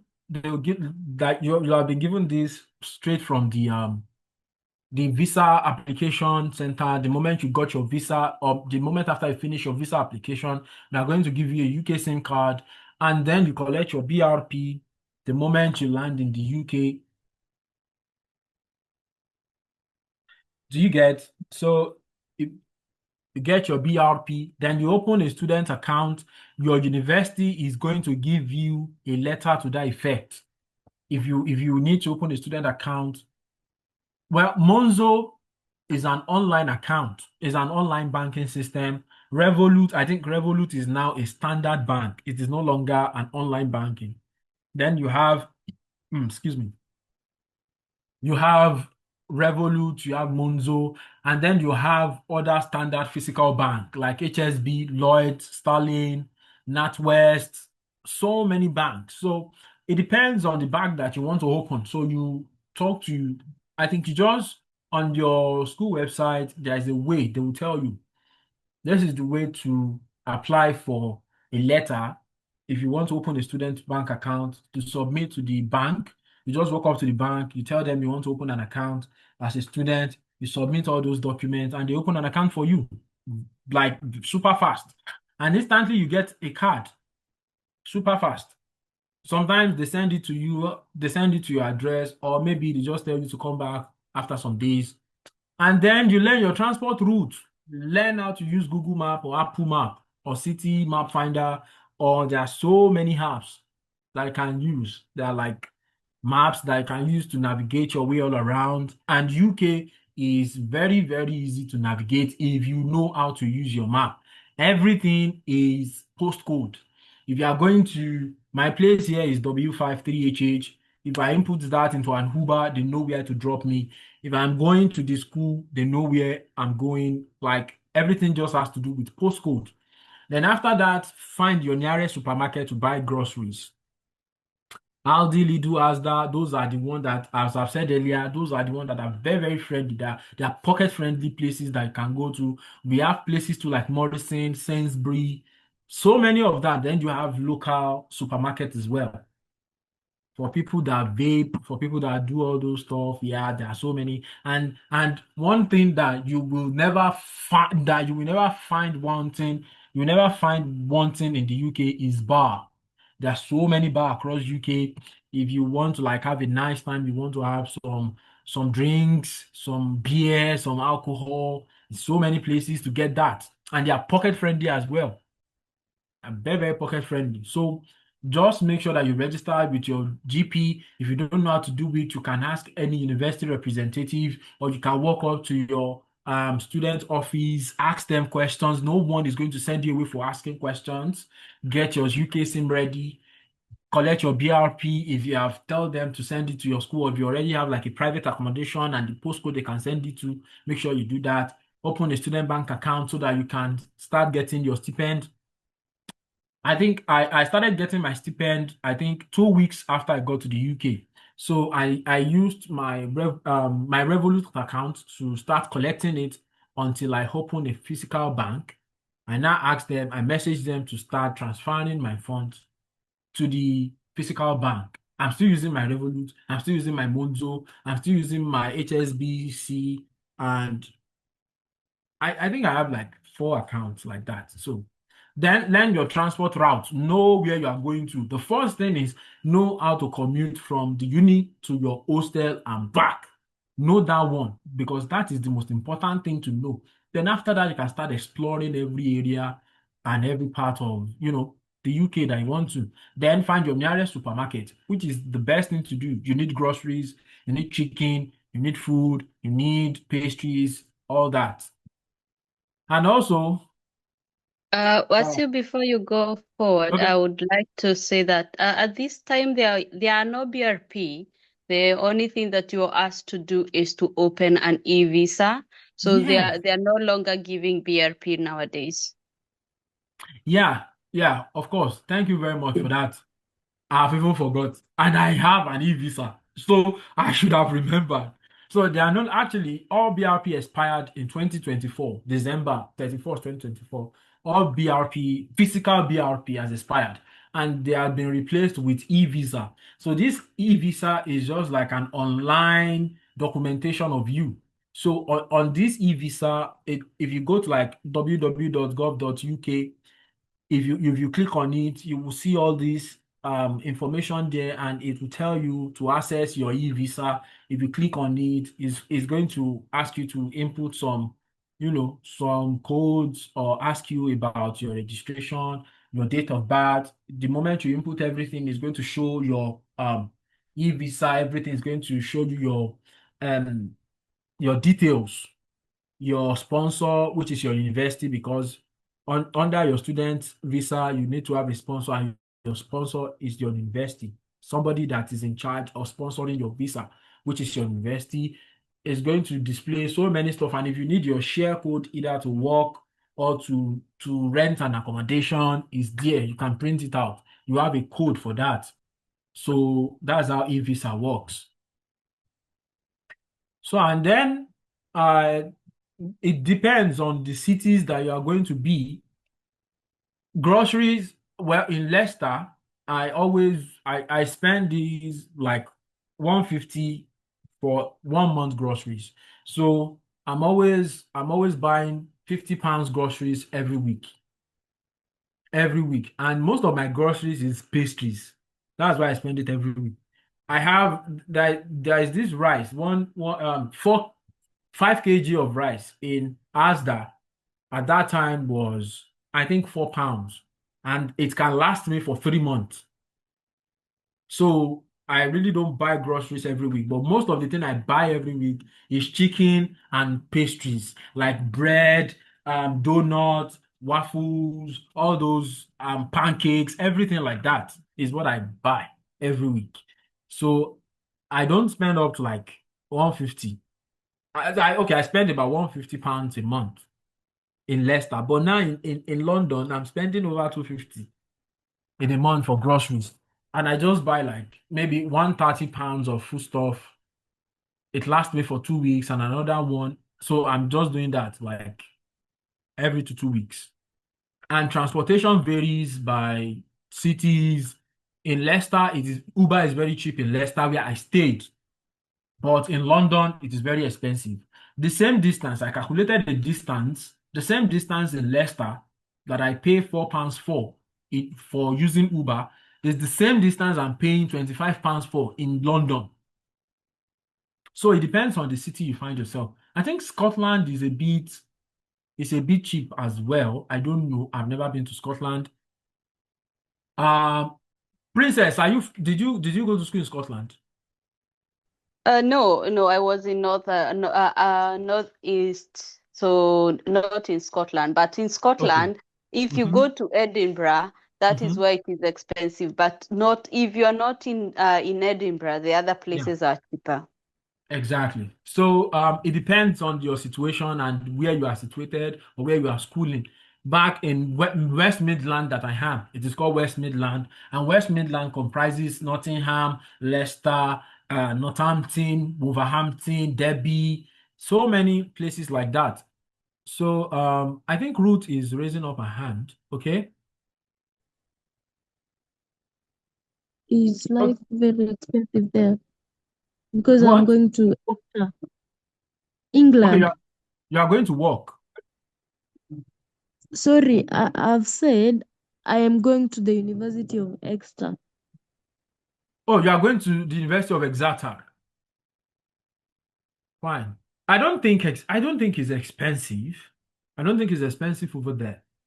But I don't know about the accommodation though. But I think groceries, moving around is not that expensive. I've been to Nottingham anyways, and Nottingham is not as expensive. In fact, I would say it is virtually the same thing with Leicester. I've been to Derby as well. So they are not that expensive, but I'm now in London, and London is very, very expensive. Very, very expensive. It's one of the reasons why the scholars in London are getting more than the scholars in all other parts. Like me, when we are getting £1,347, then I think London scholars are getting £1,652. So, but I think that one will have increased right now. So it depends on the city that you have. It is going to vary. Now, eating out is expensive. I won't lie to you. So if you want to be eating out, make sure it is not consistent stuff. It is like an occasional. Okay, maybe you just want to you want to just have a bit of enjoyment. You want to enjoy yourself for that day. Then you can eat out, eat takeout and stuff because most takeouts are very expensive, especially in London. Eating out is expensive. You can spend up to 45, 50 pounds in one sitting just for going out. So I really don't do that much. And phone bills, it depends on the kind of SIM card you are using. For Libara, I think I have like a plan, which is a 12-month plan, and they deduct £4.50 every month for I think five gig and 1,000 minutes of call. I really don't use them. Because every house in the UK, be it you are staying in school accommodation or private accommodation, every house has Wi-Fi. So we use Wi-Fi a lot. Everybody is using Wi-Fi, so we really don't use SIM card, data like everything, and even school area as well. Everywhere have Wi-Fi that you can actually use. So, and another thing that I would recommend is there's always this student discount that is always going as long as you have your ID, and there are so many websites that you can just register with, and you will have student discounts. I used it a lot. It saves me. Even if you want to buy phone on back market on so many places, if you want to buy stuff, and they will ask you if you're a student, and you can provide your current student number or student ID, you get discount for that. I've been to so many places, so many um eateries that they ask me if you're a student, I show them my ID, and they just knock down some pounds away from my expenses, and it is actually very nice. So, like I said, life in the UK is a mix of excitement and overwhelming. It can be overwhelming, it can be exciting, it can be fantastic, and at the same time, it can feel like this is the end of the world. You are not doing well, you are an imposter, you don't deserve this space. All those thoughts will creep into your head. But understand that all these things are noise. They are going to pass. It is not something that you should dwell on. It is not something that you should sit with and continue to ponder and continue to think about all the time, because you are going to lose track of what you came to do here. So just make sure that you find your rhythm, you find your strength, find something that you know that you can do to take your mind off all these things. It might be maybe you want to cook, maybe you just want to walk around, and there are so many beautiful places you can walk up to. There are so many beautiful parks that you can walk up to. There are so many beautiful bars you can walk up to. You can just go out, or you can just have a bus ride from one places to another. Sometimes I visit friends in Nottingham, I visit friends in Derby, I visit friends in Coventry, I visit friends in Warwick. Some of my Commonwealth scholars, I've visited them like that. I always like go to their side. I've been to Bristol as well. I visit friends, just to like chat and have fun and just to take my mind off stuff. So I do that. And it is not as if you don't know or you don't understand how to spend money. You are just trying to keep yourself sane in the country, which is your first time of being here. So don't be too hard on yourself. So for the first month, everything might be exciting and overwhelming at the same time. For the like after 3, 4 months, then you started finding a routine, you started settling down in the community, all your frustration started getting disappeared. And after you spend like 6 months to like 7, 8 months, you will have understood what it takes to be in the UK. Everything will have been fantastic. So in whatever you do, just have it at the back of your mind that you just need to continue going. However you are going, it doesn't matter. Just know that you are going. You are consistent. You are just doing it. You are doing it. And I tell you, it will pass quickly. You are going to understand. But you need to keep in mind that 1 year is actually very fast. One point, I was a Commonwealth scholar in 2024. Now, Commonwealth has finished last year. Do you get? So it is a phase. It comes and goes very, very quickly. So you just need to understand that and have it at the back of your mind that everything passes. So be wise about whatever you are doing. Be smart about it. Make judicious use of the time that you have. I already have it at the back of my mind that after I finish my master's, I want to do a PhD. And I make sure, and with the help of so many scholars, because Princess can testify, I will always come to that group to explain what is happening to my life. People, I am frustrated. What is going on? I will talk. People will comment. People will give me advice. People will. In fact, there was a time that my supervisor is frustrating me. I'm always coming to the group. See, this is what is going on. People will advise me. Some people will be so angry with my supervisor. Like, it's frustrating your life. You need to do this. You need to. People give me advice, people do all that. Now it now depends on me as myself and what I want to do. And I tell you, everybody that will advise you have your best interest at heart. So it now depends on what you want to do yourself.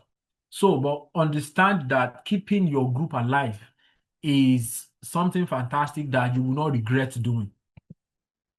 So, like I said, join international society, faith society. There are so many society that you can join. You can link up with people on LinkedIn. There are so many people that I'm seeing their requests on LinkedIn as well. In fact, there are so many people that I met on LinkedIn and we are now fantastic friends now. Your housemate, WhatsApp group. Do you get? So I will be stopping here because this is my last slide. So I just want you to know that for the fact that you are selected, whether you are a reserve candidate or you are a nominated candidate, understand that you belong to this space. You did not come here on sheer luck. You are here because you deserve it. So prepare yourself very well, land in the UK with confidence, and I promise you, you will never regret your time because it is definitely going to worth it. Thank you very much. So, Wow, question wow. and answer. Thank you so much, scholars. Thank you so much. This was a You're welcome. very exciting and a long ride. Wow. You need to take Yeah. water and chill. Thank you so much. Please let's Yeah. use emoji, the love emoji, and just thank him, clap for him that he has done exceptionally well. Wow, this was a very interesting session. Thank you so much. Well, we have some questions in the comment section. I don't know Okay. if Scholar Princess too can assist with some. Let's Yes. make it Yes. fast. Sure, I will. I can. Yeah. I Yeah. can where I So am at. so Great. maybe well we can do it. You take one, Princess take one, or you take one. We have about Yeah. 11 there. I think Yes. I think Princess should start. I need to drink water. All My right, throat is exactly. dry. I'll just grab. Scholar Princess, over Okay. to you, sir. Ma. Okay. What is the first question, please? Do I even see the questions? No. And okay, Peter, can you read for me the questions, please? Because I don't know whether I'm in the right place. I only see some. Oh, okay. I see. The first question is about uni accommodation. Oh, this was my topic actually. Mhm. Um, yeah, the uni accommodation or private accommodation, better terms in call. What you recommend? Okay, as I said for those people who are maybe have missed or something, it is purely at what your school is actually offering, because as you can hear, Wasiu school was one that I was mentioning.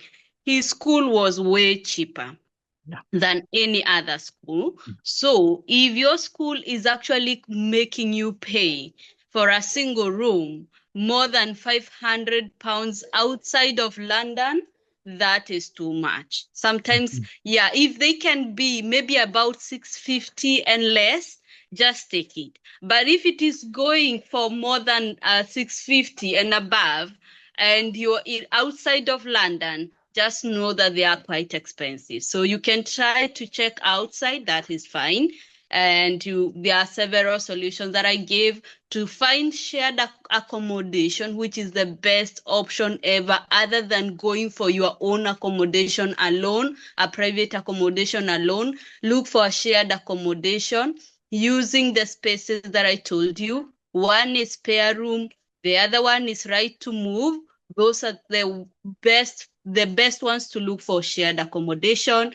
If you want to go your own way and share accommodation with a friend, maybe you're taking a private accommodation outside, then go to open rent.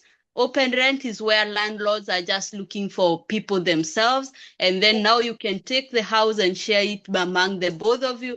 But just know that with private accommodation, you will have all the bills. So whenever you are looking for accommodation, look for a house that is fully, the bills are actually paid. Because for a house which the bills you're paying for is too expensive. Any advice if planning to bring any dependent? So if Yeah. you're having a dependent, go to shared, yes. If you're having a wife, then that one will be kind of another thing, because most of the shared accommodation do not allow a family in. So you will need to go to open rent, look for fair prices from the private landlords. That is one. If we plan to work in the UK, do we need a police clearance from our home country?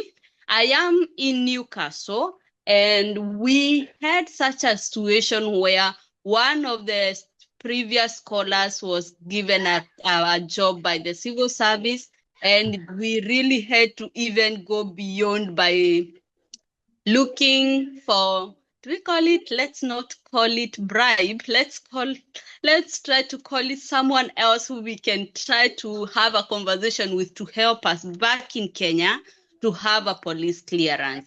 it's not all jobs. Most of the jobs will not actually need the police clearance, but some of the professional jobs, they will need to go beyond themselves, beyond the what we call here the DBS. There is something here called the DBS. It's kind of a way of the government or an employer trying to see who they are trying to employ. The police, how well you are behavior-wise or following the rules and the laws of the country and everything. So they do the DBS. But if you are from outside the country, it goes beyond that. You can be asked for a police clearance. So it's not something that is so clear. Right. Will I be charged higher for putting on my heater all day in my private accommodation? So if you go to a place where all the bills are paid, you will not be charged for the bills of whether you are putting the heater on or off. That one doesn't really count when you pay when your bills are actually being catered by the landlord using your own rent. But if you go to a private accommodation and the bills are actually yours to pay, then there is in every house, there is quite a different ways of paying. So as I told you, when you're looking for different accommodation, there is quite a lot of ways in the UK where they rate your house. They will, different houses, they ask for different charges when it comes to the energy and everything. So sometimes the houses, the private houses, could be charging you more for a specific kind of amount that you're using, which I don't know actually how they measure that, because it is not outside. Like in my country, we have something that we call the bill, and they tell you their bill, you used what. So it is totally different. And there is a post that I sent to the group where you can actually tell how to on the ratings of each house that you go to, because the rating of the energy is grouped A to about H. So those are just quite a lot of topic I can talk about. So I don't want to go deeper into it because it's a long conversation about the energy and how they actually rate the houses, from the houses that were built in the 90s and the new buildings. So everything is with the rating that you're finding A to H. So you can actually read the one that I posted because it will be quicker and we don't want to keep you here. So heater is just you and the house that you go to. So that's why we are telling you, if by any means you get a house that is the bills are included with your rent, that is the best house to go to. Please, because but for those people with dependents like me, come to my inbox for anything else, because dependents in the UK, especially when they are children, it's just another thing altogether. Right. So do you need to arrive some weeks or days? Okay. I'm not so sure whether Wasiu, you want to jump in or do I continue? Okay. So I can jump in. Yeah. I can jump in on that. So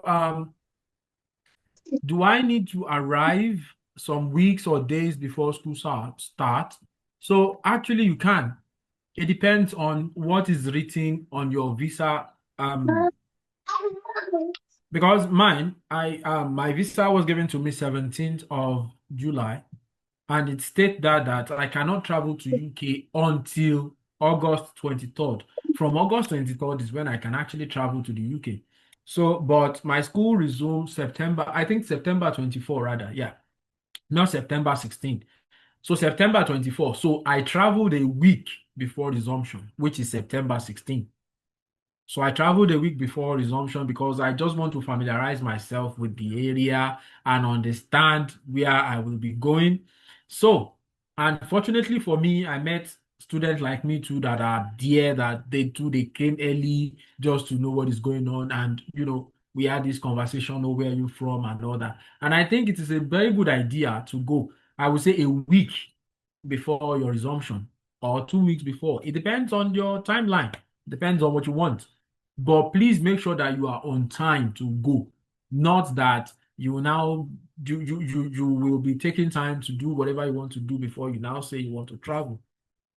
So that's about that one. Another thing is, please could you type the name of the charity store you mentioned for the grocery shopping? I can't seem to get the spelling right. Okay, I will do that. I will do that. Or well, we can actually put it in the group as well. So how practical is it to travel back home during the 1 year, e.g. during Christmas or for the research project? So the thing about traveling out of the UK during your scholarship is that you need to notify your program officer, you need to notify your university, and they have to give you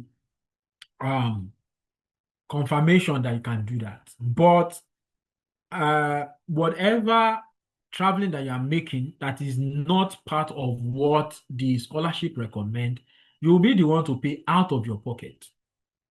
And another thing is, UK visa is very strict on you traveling out of the UK or traveling in and stuff like that. It is not as if they are strict that you cannot go out or in. I'm just saying, you are a scholar. This is your first time here. I will not recommend you traveling up and down unless you have a very, very important stuff to do at home or back home. Because I know of a scholar that his father died and he had to travel. And that's a very, very valid reason. Nothing will happen to your dad, nothing will happen to your parents. I'm just citing that as an example. That Commonwealth Scholarship want to see an important thing that you want to do and the reason why you want to travel out, not because you want to go home for festival and stuff like that. You are given the scholarship to study and they want you to be like a very, very serious person. I'm not saying that I cannot travel, but you need confirmation from your program officer and from the university, and they have to approve it. But bear it in mind, you are going to bear the cost. And me, as a Nigerian, traveling from the UK back to Nigeria is expensive. It is going to cost me nothing less than like £1,500, £1,500. So I did not do it. I did not do it. So but if it is for research project, there are, in fact, I have a scholar, Dr. J.J. Ajao. She went to Sri Lanka. She went to so many places for her project. It was, it was confirmed. They know what she wants to do, so she was allowed to travel. That one is different. But you traveling for festival or something like that, I don't know. I really think we should just, as Commonwealth scholar, we should try and just face the 1 year that I want to use. Does Commonwealth give scholars CSC customized t-shirts or hoodies? If no, are we allowed to make them ourselves and use? Yes, actually, Commonwealth does not give any customized t-shirt or hoodie like that. All the ones that you are seeing on everybody's or everybody that is wearing hoodie, we customized it ourselves. And I think my own was customized by Mr. Shegun's younger sister. I think she's doing that. So I just sent her I sent her a DM. Mr. Shegun said, "Oh, she's doing it," and she just did it for me. And I went to collect it from her, and that's it. Commonwealth is not giving. The only thing that they'll give you is maybe a customized a tote bag during gathering, be it maybe pre-departure briefing or during the February gathering. So that is when you get customized CSC stuff, but not hoodie. London is notoriously known for being expensive. How have you gone about getting accommodation in London? So, like Princess said, I actually use Spare Room. So on Spare Room, and until today I still get notification on Spare Room. I use Spare Room to search for this particular accommodation that I am in, and I can assure you that this is one of the most cheapest accommodation I could ever find in London. In fact, it's like a 15 minutes distance to my university. It is very cheap. I'm paying £875, and that is in London, even though it is taking a chunk out of my stipend, but it is still cheap and managed, and it is like a studio room. I have my kitchen over here, I have my toilet and bedroom over there, I have my bedroom behind my back, so I am covered. So it is one of the reasons why I say it is cheap, and it is all bill inclusive. So I find it on Spare Room. So I engage actively in it, and I was asking people's questions as well. Some of the scholars that have stayed in London before, I was asking them questions. So how are you able to manage this? How are you able to do this? So they told me, and then after that, I was able to, manage myself. Will Commonwealth pay for my placement expenses? Part of my course require me to travel to South Africa for project placement, which may cost. Yes, Commonwealth will pay for that. You are under Commonwealth Scholarship for 1 year. Everything that pertains to your life for that 1 year is under Commonwealth. Commonwealth will spend on you. It is the reason why they are giving you the scholarship in the first place.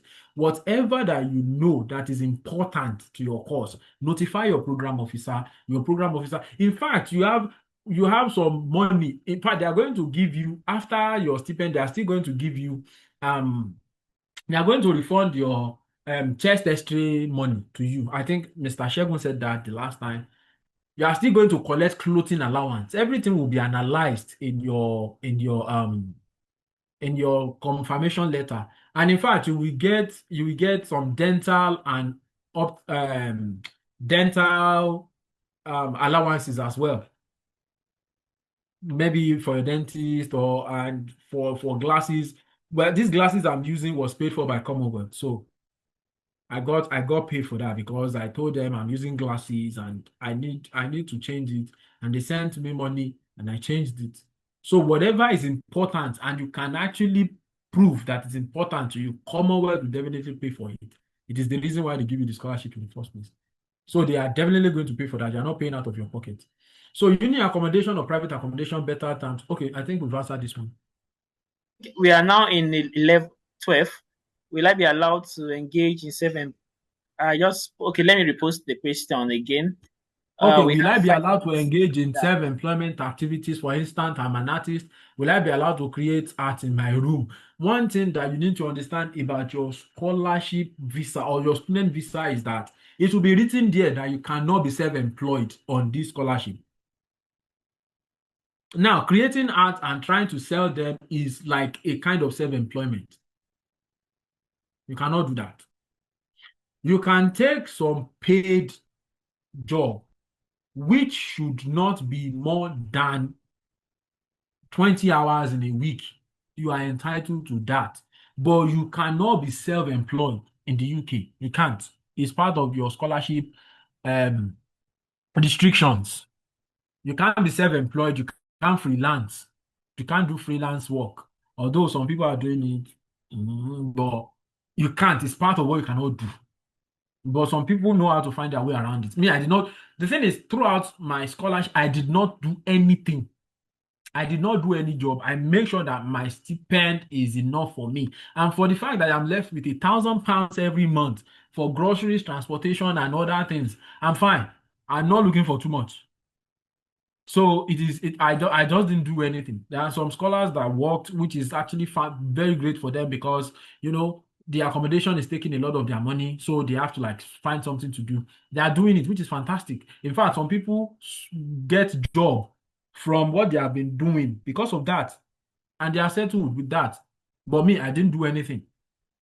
But after I finished my master's and I got a confirmation of the fact that your master's is done successfully, you have gotten your result and everything, I applied for a job because, I continue to stay here. The scholarship is done. I don't have any source of income again. So I applied for a job. I started working with Primark. And I think I started my job in November.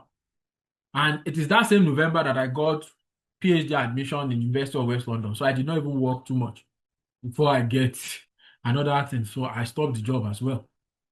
So he said, how many we just have 2 minutes more, but that means we might have to rejoin again to finish all these questions because I think there are a lot of questions coming in. Maybe we can you just copy them. Yeah. How many Commonwealth workshop and networking events would we get to attend in total? See, the thing is, during our own time, there are so many events. It depends. It depends on the one that you can join. But you have the very, very important one, and you have the one that you can join whether you like it or not. Now, one of the important ones is the collaboration event. The collaboration event where every scholar, and you will be paid for your transport to get to the venue. Every scholar will be paid. Depending on the area that you are, you will get allotted stipend. They are not asking you to pay out of your pocket for that traveling. They are going to send you money for that on the zone. So it depends. So we have the Commonwealth collaborate, connect and collaborate. I think there is this farewell event as well. There is this farewell event as well. So, but after that, we have the Kumbaland. I couldn't get to Kumbaland. This is like a weekend Commonwealth gathering. So it is like selected, like very, very few lucky people get selected. I wasn't selected. I think Princess went, Mr. Shegun went, a lot of people went. I think two people from University of Leicester too went, but I was not lucky to get it. I was not lucky. But it was a very, very fantastic event. You get to live in a very beautiful and big room in Kumbaland.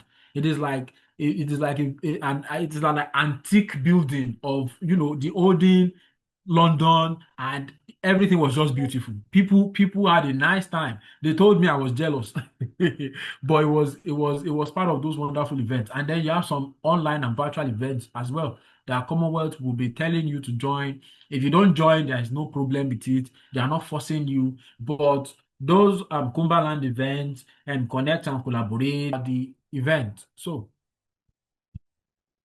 there are some specific events that Commonwealth mandated for us to do. And there are some events that they are just, optional. So as time goes on, as you become a Commonwealth and they have your email and everything, they will start sending all this to you, and then you will know which one is important for you to join and which one is just, not that important for you to join. And just to add on to what Wasiu has said is that Yes. some the optional ones, it's not kind of like you can say I want to go. It's something that you have to write an application for some of them. That Yeah, exactly. you have to request for you have to apply for it, so you will be among so many others who want also to go. So you can be given the opportunity to go for those ones or not at the same time. Yeah. So that's about it. So I said, okay, you said we should pack a lot of food stuff. What kind of food are you referring to? Will the weight be allowed on plane? So it depends on the airline that you are using. I used Virgin Atlantic when I was leaving, and as I told you before, I didn't pack a lot of food. I packed some, I packed some gari. I'm a Nigerian. We use this gari to make eba. I pack a lot of gari because it's one of the things that I love to take. I took like 3 Congos of beans. It's like two kg of beans and 2 kg of rice and some spice. My mom is big on spice, so she gave me some spice, but I didn't pack beyond that. I packed some tea, I packed some bonfita, I packed some milk and some cornflakes as well. Those are the things that I packed. I know I should have packed more of my local food, but I didn't do that. So it now depends on the airline you want to use. The airline I used, which is Virgin Atlantic, I was given 225 kg to pack and 110 kg. I think so. Yeah. 110 kg and then my backpack, which contains my laptop and every other thing. So I make sure that I packed everything to make up 25 kg, and 110 kg. So that 10 kg is just for my books and my document. The 25 kg, the first one is my shoes, my clothes, and the other one is just for the food and some of the clothes as well, because I bought a lot of clothes. So that's what happened. So depending on the airline you use, and I think some airlines they don't give you 25 kg, they just give you 135 kg and 110 like that. And then there are some airlines that give you 325 kgs. So it depends on the kind of airline that you use. So maybe Princess can chip in on that as well, because that is my own airline, Virgin Atlantic. I got to take 225 kg and 110 kg, and then my backpack. That was what I was allowed to. Right. So I can also say that British Airways is always the cheapest for the diversity. Diversity is like as you said, it's the Commonwealth go-to when they are trying to book you a flight. And what they do most is they try to give you options on this plane. So whenever you're given British Airways and when you're coming in, and you are given an option to choose another airline that has a large capacity, just choose another one, because British Airways is always the worst when it comes to packages. It only requires you to have 223 kgs, and you want to carry quite a lot. So you, first of all, when you're given those options from the diversity, just check on whichever plane or whichever flight that they have booked for you, what is the capacity of your baggage? Because if you're given less, you will be forced to carry less, and if you want to add any other package in it, then you will have to pay for you from your own pocket, and it's not little money.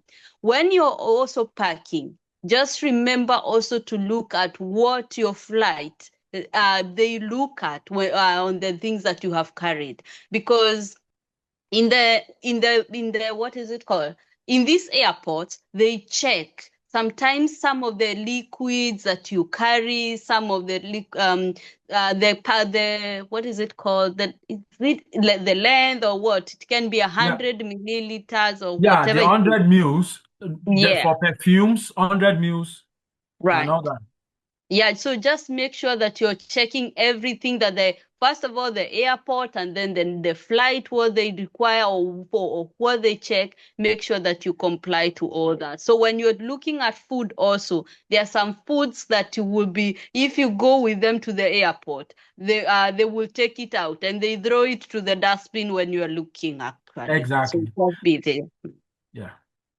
So just know what to pack. I had this experience at the Nigerian airport. Actually, in my backpack, I put my detergent, my big detergent inside because it couldn't fit in. And I don't want, all the food that I pack, I don't want them to be having, soap smell. So I put my big detergent inside my big backpack, one big wow detergent like that. And when I got to the airport, they actually took it off me. In fact, the person just told me, "Oh, Commonwealth Scholar, you are going with detergent. This is a criminal offense. You need to understand." Well, he jokingly said it, and he took it off me. So I think that's the only thing that was removed from my luggage. So, what are the weather conditions throughout the year in Glasgow, Scotland? I don't know what to tell you because I've never been to Glasgow. I I have am in never, the north, and I but have just answered that and said it is always cold. it is So it always is a cold. very, Yeah. yeah, Scotland is the coldest. We are in the north, but I'm Yeah. not, we are the next one from Scotland, and the north is always cold. So It's not once easy. when you go to Scotland, it is Yeah. cold. So It it is is, cold. whether it is in Glasgow or anywhere else in Scotland, the weather is cold. Yeah. Thank you, Princess. Thank you very much. So, how much is your stipend that 1,000 is left? My stipend then is £1,347. And my rent then, and another thing that Leicester did for me that was amazing is that they pay me every three months. So the first stipend I got was £4,802. And I was paying my rent instrumentally. So whenever they pay me my accommodation, my stipend like that, I pay out from my accommodation. And as at that time, I am paying £340 for my accommodation. Just £340. Now, if you multiply £340 in three places and remove it from £4,820, you are going to remove like 1,200 and something, or maybe 1,000. Maybe 1,000, it is like 1,000 plus. So if you remove it from that, I still have like 3,600 left. I still have like 3,600 left. So which means that for every month, I have like £1,000 left. So that is it. It is because of the cheap accommodation I got. But that cheap accommodation, I have to share my bedroom, I have to share toilets, I have to share everything with everyone. The only thing I'm not sharing is the room. The room is small, not very, very small, but it is quite small. But everything is paid for because the student accommodation, I'm not paying for anything. Every bill is inside that £340. And that's why I said I'm one of the luckiest Commonwealth scholar that actually got a very, very cheap accommodation. And Leicester is a very cheap place to live in.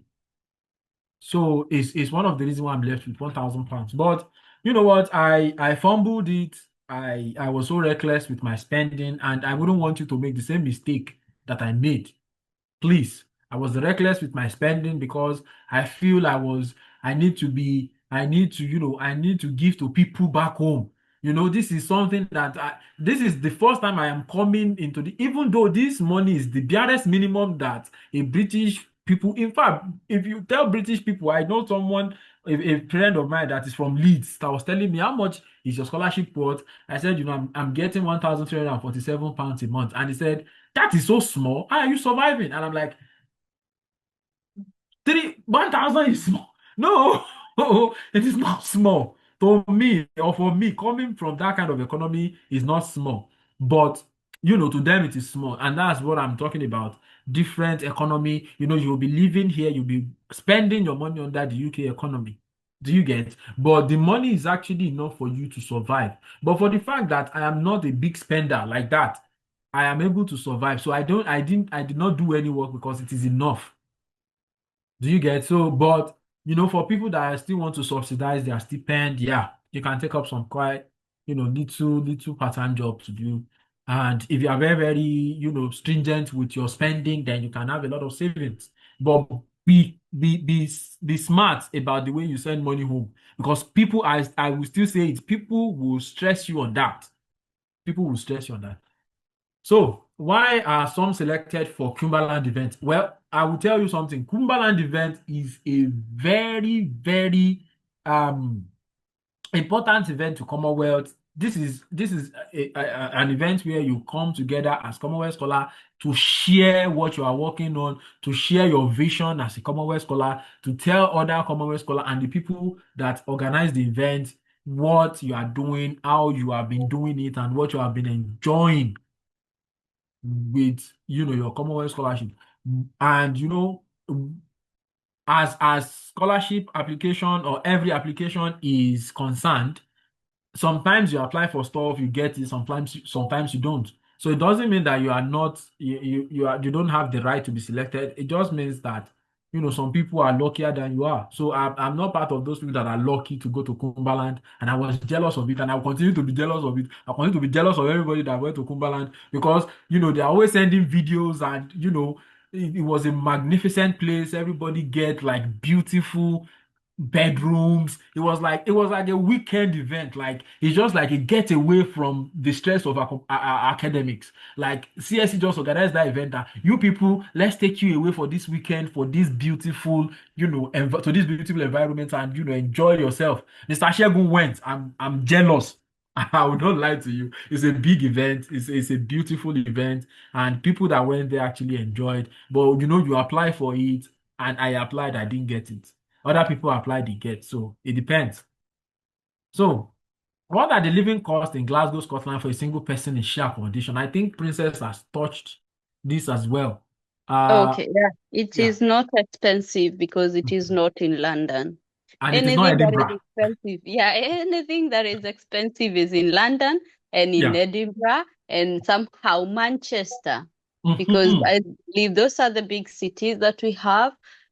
Yes, we have other big cities like the Newcastle and every other city, but the most expensive ones would be the London one, then Edinburgh, and then the Manchester comes in that. And so if you're going to look for accommodation in Glasgow, it is actually ranging almost the same as other places when we are talking about shared accommodation to year.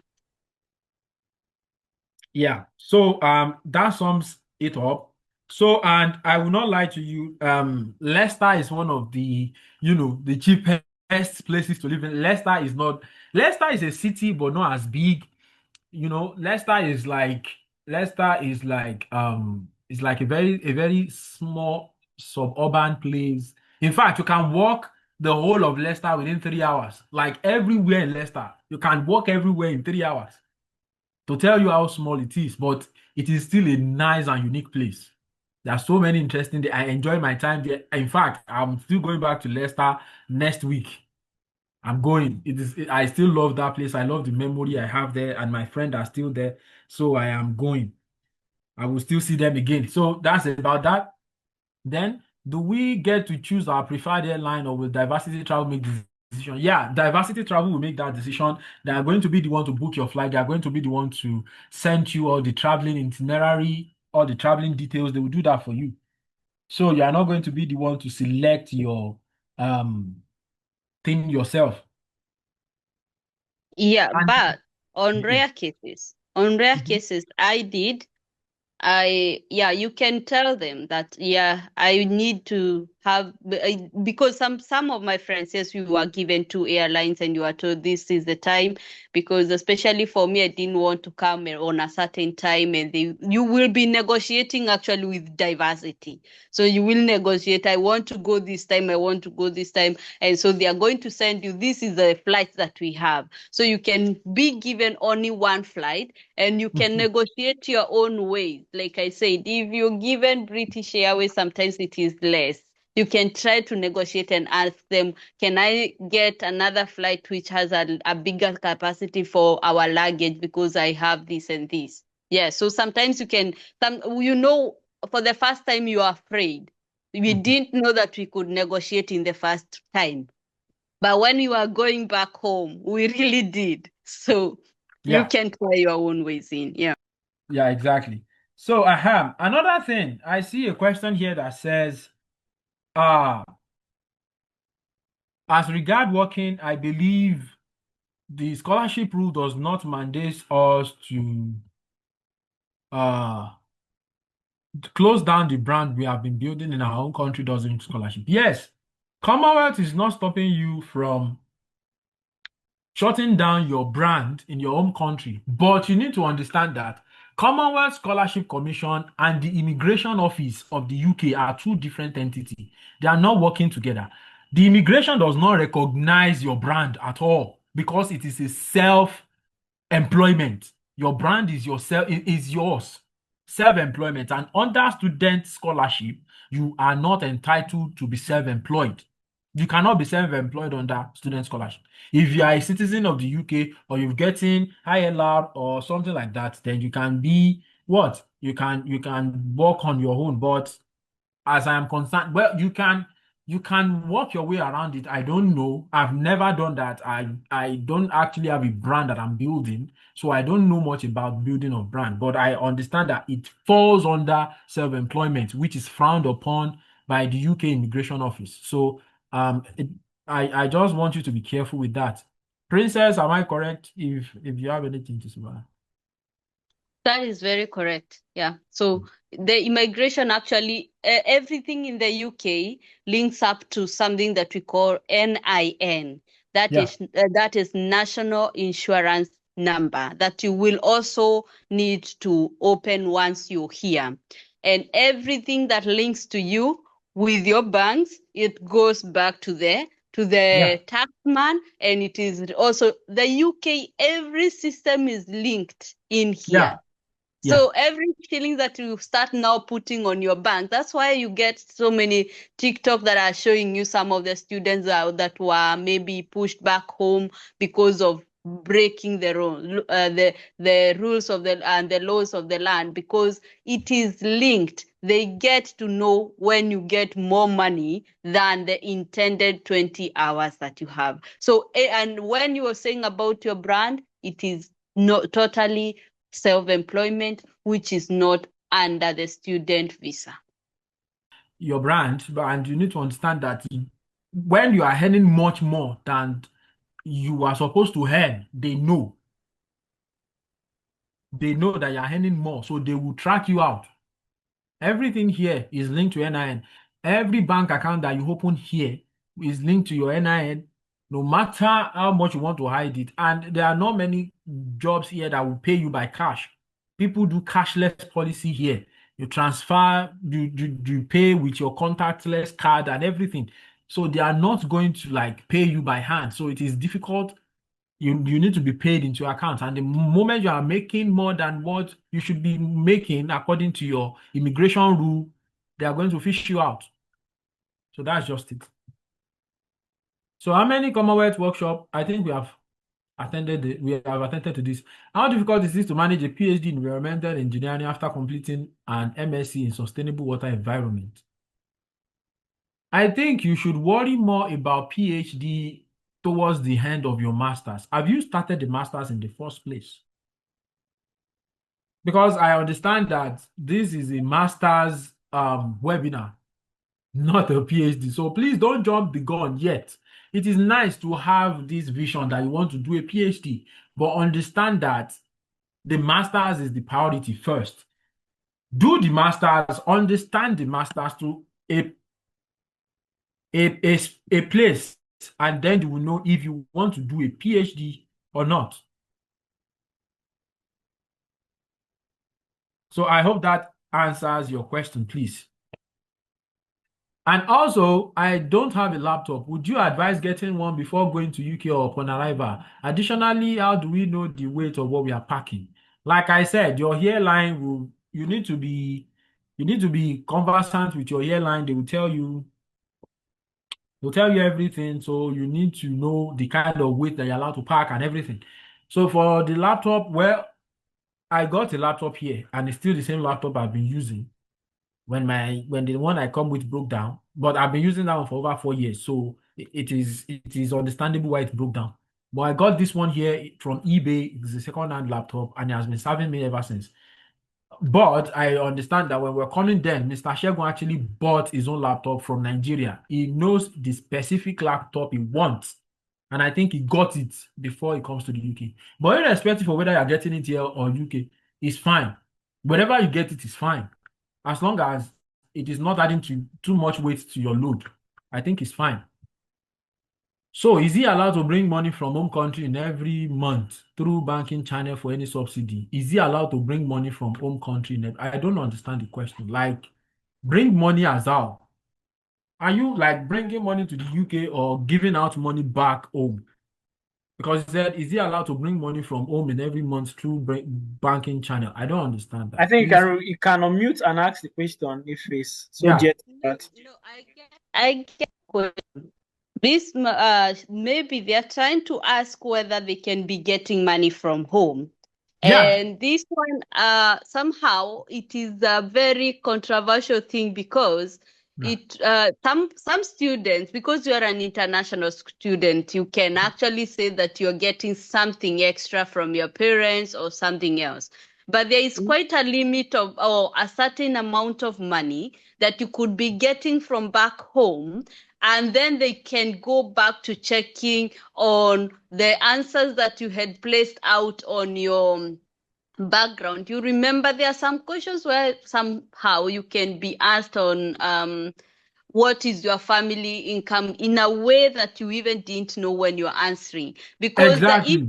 the issue right now that they are so keen on checking the money that is coming in. I have a friend of mine who was trying to actually ask for a loan back in Kenya. They were asking for a loan back in Kenya. They got the loan from a circle that they were back in Kenya, and it brought them quite a lot of back and forth from the government because of the money laundering. So it's somehow there is a limit of money, which I'm not so sure which is the limit that you can be getting from back from your own country that could raise questions. So yes, you can get the money, but it shouldn't be quite a lot of money. Yeah. And you need to be able to prove where the money is coming from. And when you are asking questions, Commonwealth already has, if you have the opportunity or if you are rich enough to afford the UK education and you said no, and it's one of the reasons why they are giving you the scholarship in the first place. So if you are getting money from home, then you lied. It is quite a very controversial discussion. It's controversial. Yeah, like Princess said, it is controversial. So Abu Talib is raising his hand. I don't know why. Yeah, because I wanted to ask him a question. I think Peter said that we can unmute ourselves. Yes, please. Okay, so I want to know, can a Commonwealth scholar hold another type of visa that is not a student visa? Is it allowed for a Commonwealth scholar to apply for another kind of visa? I think maybe not full. No. So, No, please finish your question. yeah, I think that's basically all. It must not more. Can he or she hold another type of visa Now, I aside need to the ask you this student before visa? I know how to answer it very well. Is it during the scholarship or after the scholarship? Sorry, I did not get you. Like holding another type of visa with during the scholarship or after the scholarship? You said? Sorry, please come again.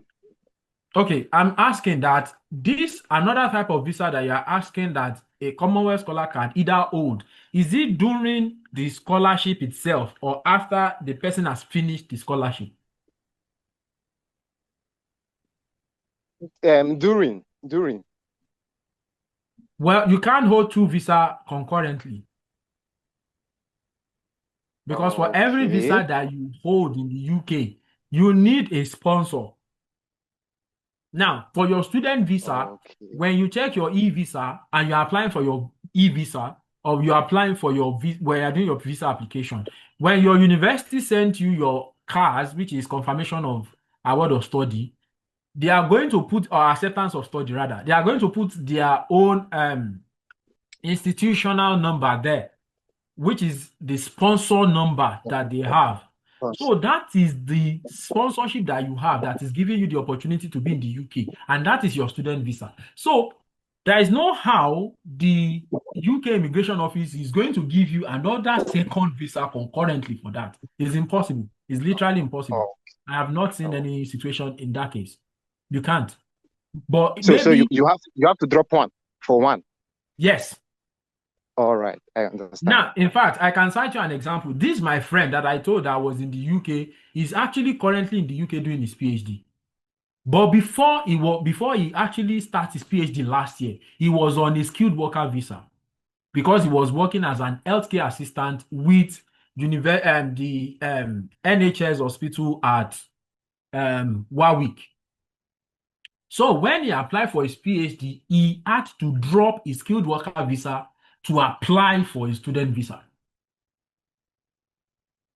Do you get that? I do. So he cannot hold both skilled worker visa and the student visa concurrently. You have to drop one visa for one. So that's the answer to that. So what will happen during any kind of situation or any kind of illness? How can I manage my medical treatment in emergency situation? One thing that you need to understand is the NHS, they have dedicated numbers that you can call, and your university too has some dedicated helpline that you can call in the case of emergency. And one thing is, that is why I said it is good to have friends, especially UK people that have been in the UK for quite a while. You are going to meet them as well. They know how to navigate all these things. But in the case of emergency, I think calling your university helpline is the first step. And then they can actually help you or maybe do something for you. And I think what really there's a scholar that actually had a situation then in Leicester. She actually, she already registered with a GP at the GP like registered with an hospital is Victoria Hospital, very close to the university, very close to the university. So when she has an emergency case, they just drove her to the emergency straight. The thing is, if you call the NHS helpline and your case is not emergency enough, they will put you on, schedule. They will schedule your appointment with the GP. But if it is an emergency, you go straight to the emergency and they attend to you immediately. So that's how it is. So in the case of emergency, go to the emergency unit, know the hospital you registered with and the GP in that hospital that you registered with. So that in the case of emergency, you'll be able to hold and they will send you a document through mail. They will send you a paper document. It will be sent to you. So make sure that you keep that document safe so that whenever you have an emergency, you take it along with you. It will contain your NHS reference number. You'll be given that. I hope that answered the question as well. So what if the self-employed pay is going to your Nigeria account? Well, I don't see any employment in the UK that is paying in naira. Every establishment, or maybe your self-employment, the thing is, if you are still doing your self-employment back home, you are just monitoring it from here. It's fantastic. What I'm saying is, you cannot be earning here in pounds, being self-employed in the UK. But if you have a business back home and you are monitoring it without they sending your payment to your pounds account here, that one, that is your business back home. It is still treated as business back home. What I'm talking about is you getting money to your UK account through your NIN account through self-employment in the UK, not maybe in Nigeria or in Ghana or in Zimbabwe or in India or in Pakistan. No, that is your business back home. But what I'm saying is you cannot be self-employed in the UK itself and receive salary and receive payment for that. So that's it. If we have further questions, I will drop the LinkedIn handle for our scholar, and then we can contact him. And he's even in our group there. So any question you drop there, he will answer. But then I still want you to follow him on LinkedIn. So thank you very much, scholar, for this session. Yeah, it was such a wonderful session and a very long one. I guess because it's the last one, is one of the most interesting topic ever. So thank you. We can use the emoji to thank our scholar. You can write it here or drop it in the group or message them privately. Thank you so much, scholar, for tonight, and thank you, Scholar Princess.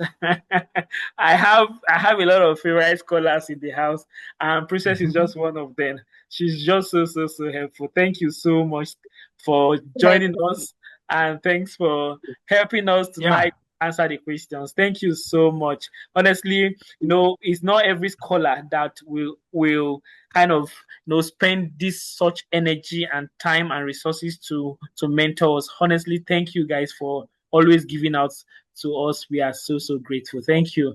Good night, everyone, and thank you for attending this section. It was a 4 weekend section, and then everyone you attended. I hope that all your questions have been answered, and if you have more questions, please reach out to all our scholars in the platform, and they'll be more than willing to help you. Thank you. So you can unmute, any of you can unmute and thank the scholar as we exit the meeting. Thank you. Thank you for this meeting. Oh, thank you. All right, thank you, guys. Thank you very much for your time and everything. Okay. I do appreciate it. Thank you so much. Detailed explanation and everything. We really appreciate your time and efforts. Thank you. Yeah, you're welcome. Thank you very much. Okay. All right, thank you. So bye-bye, everyone.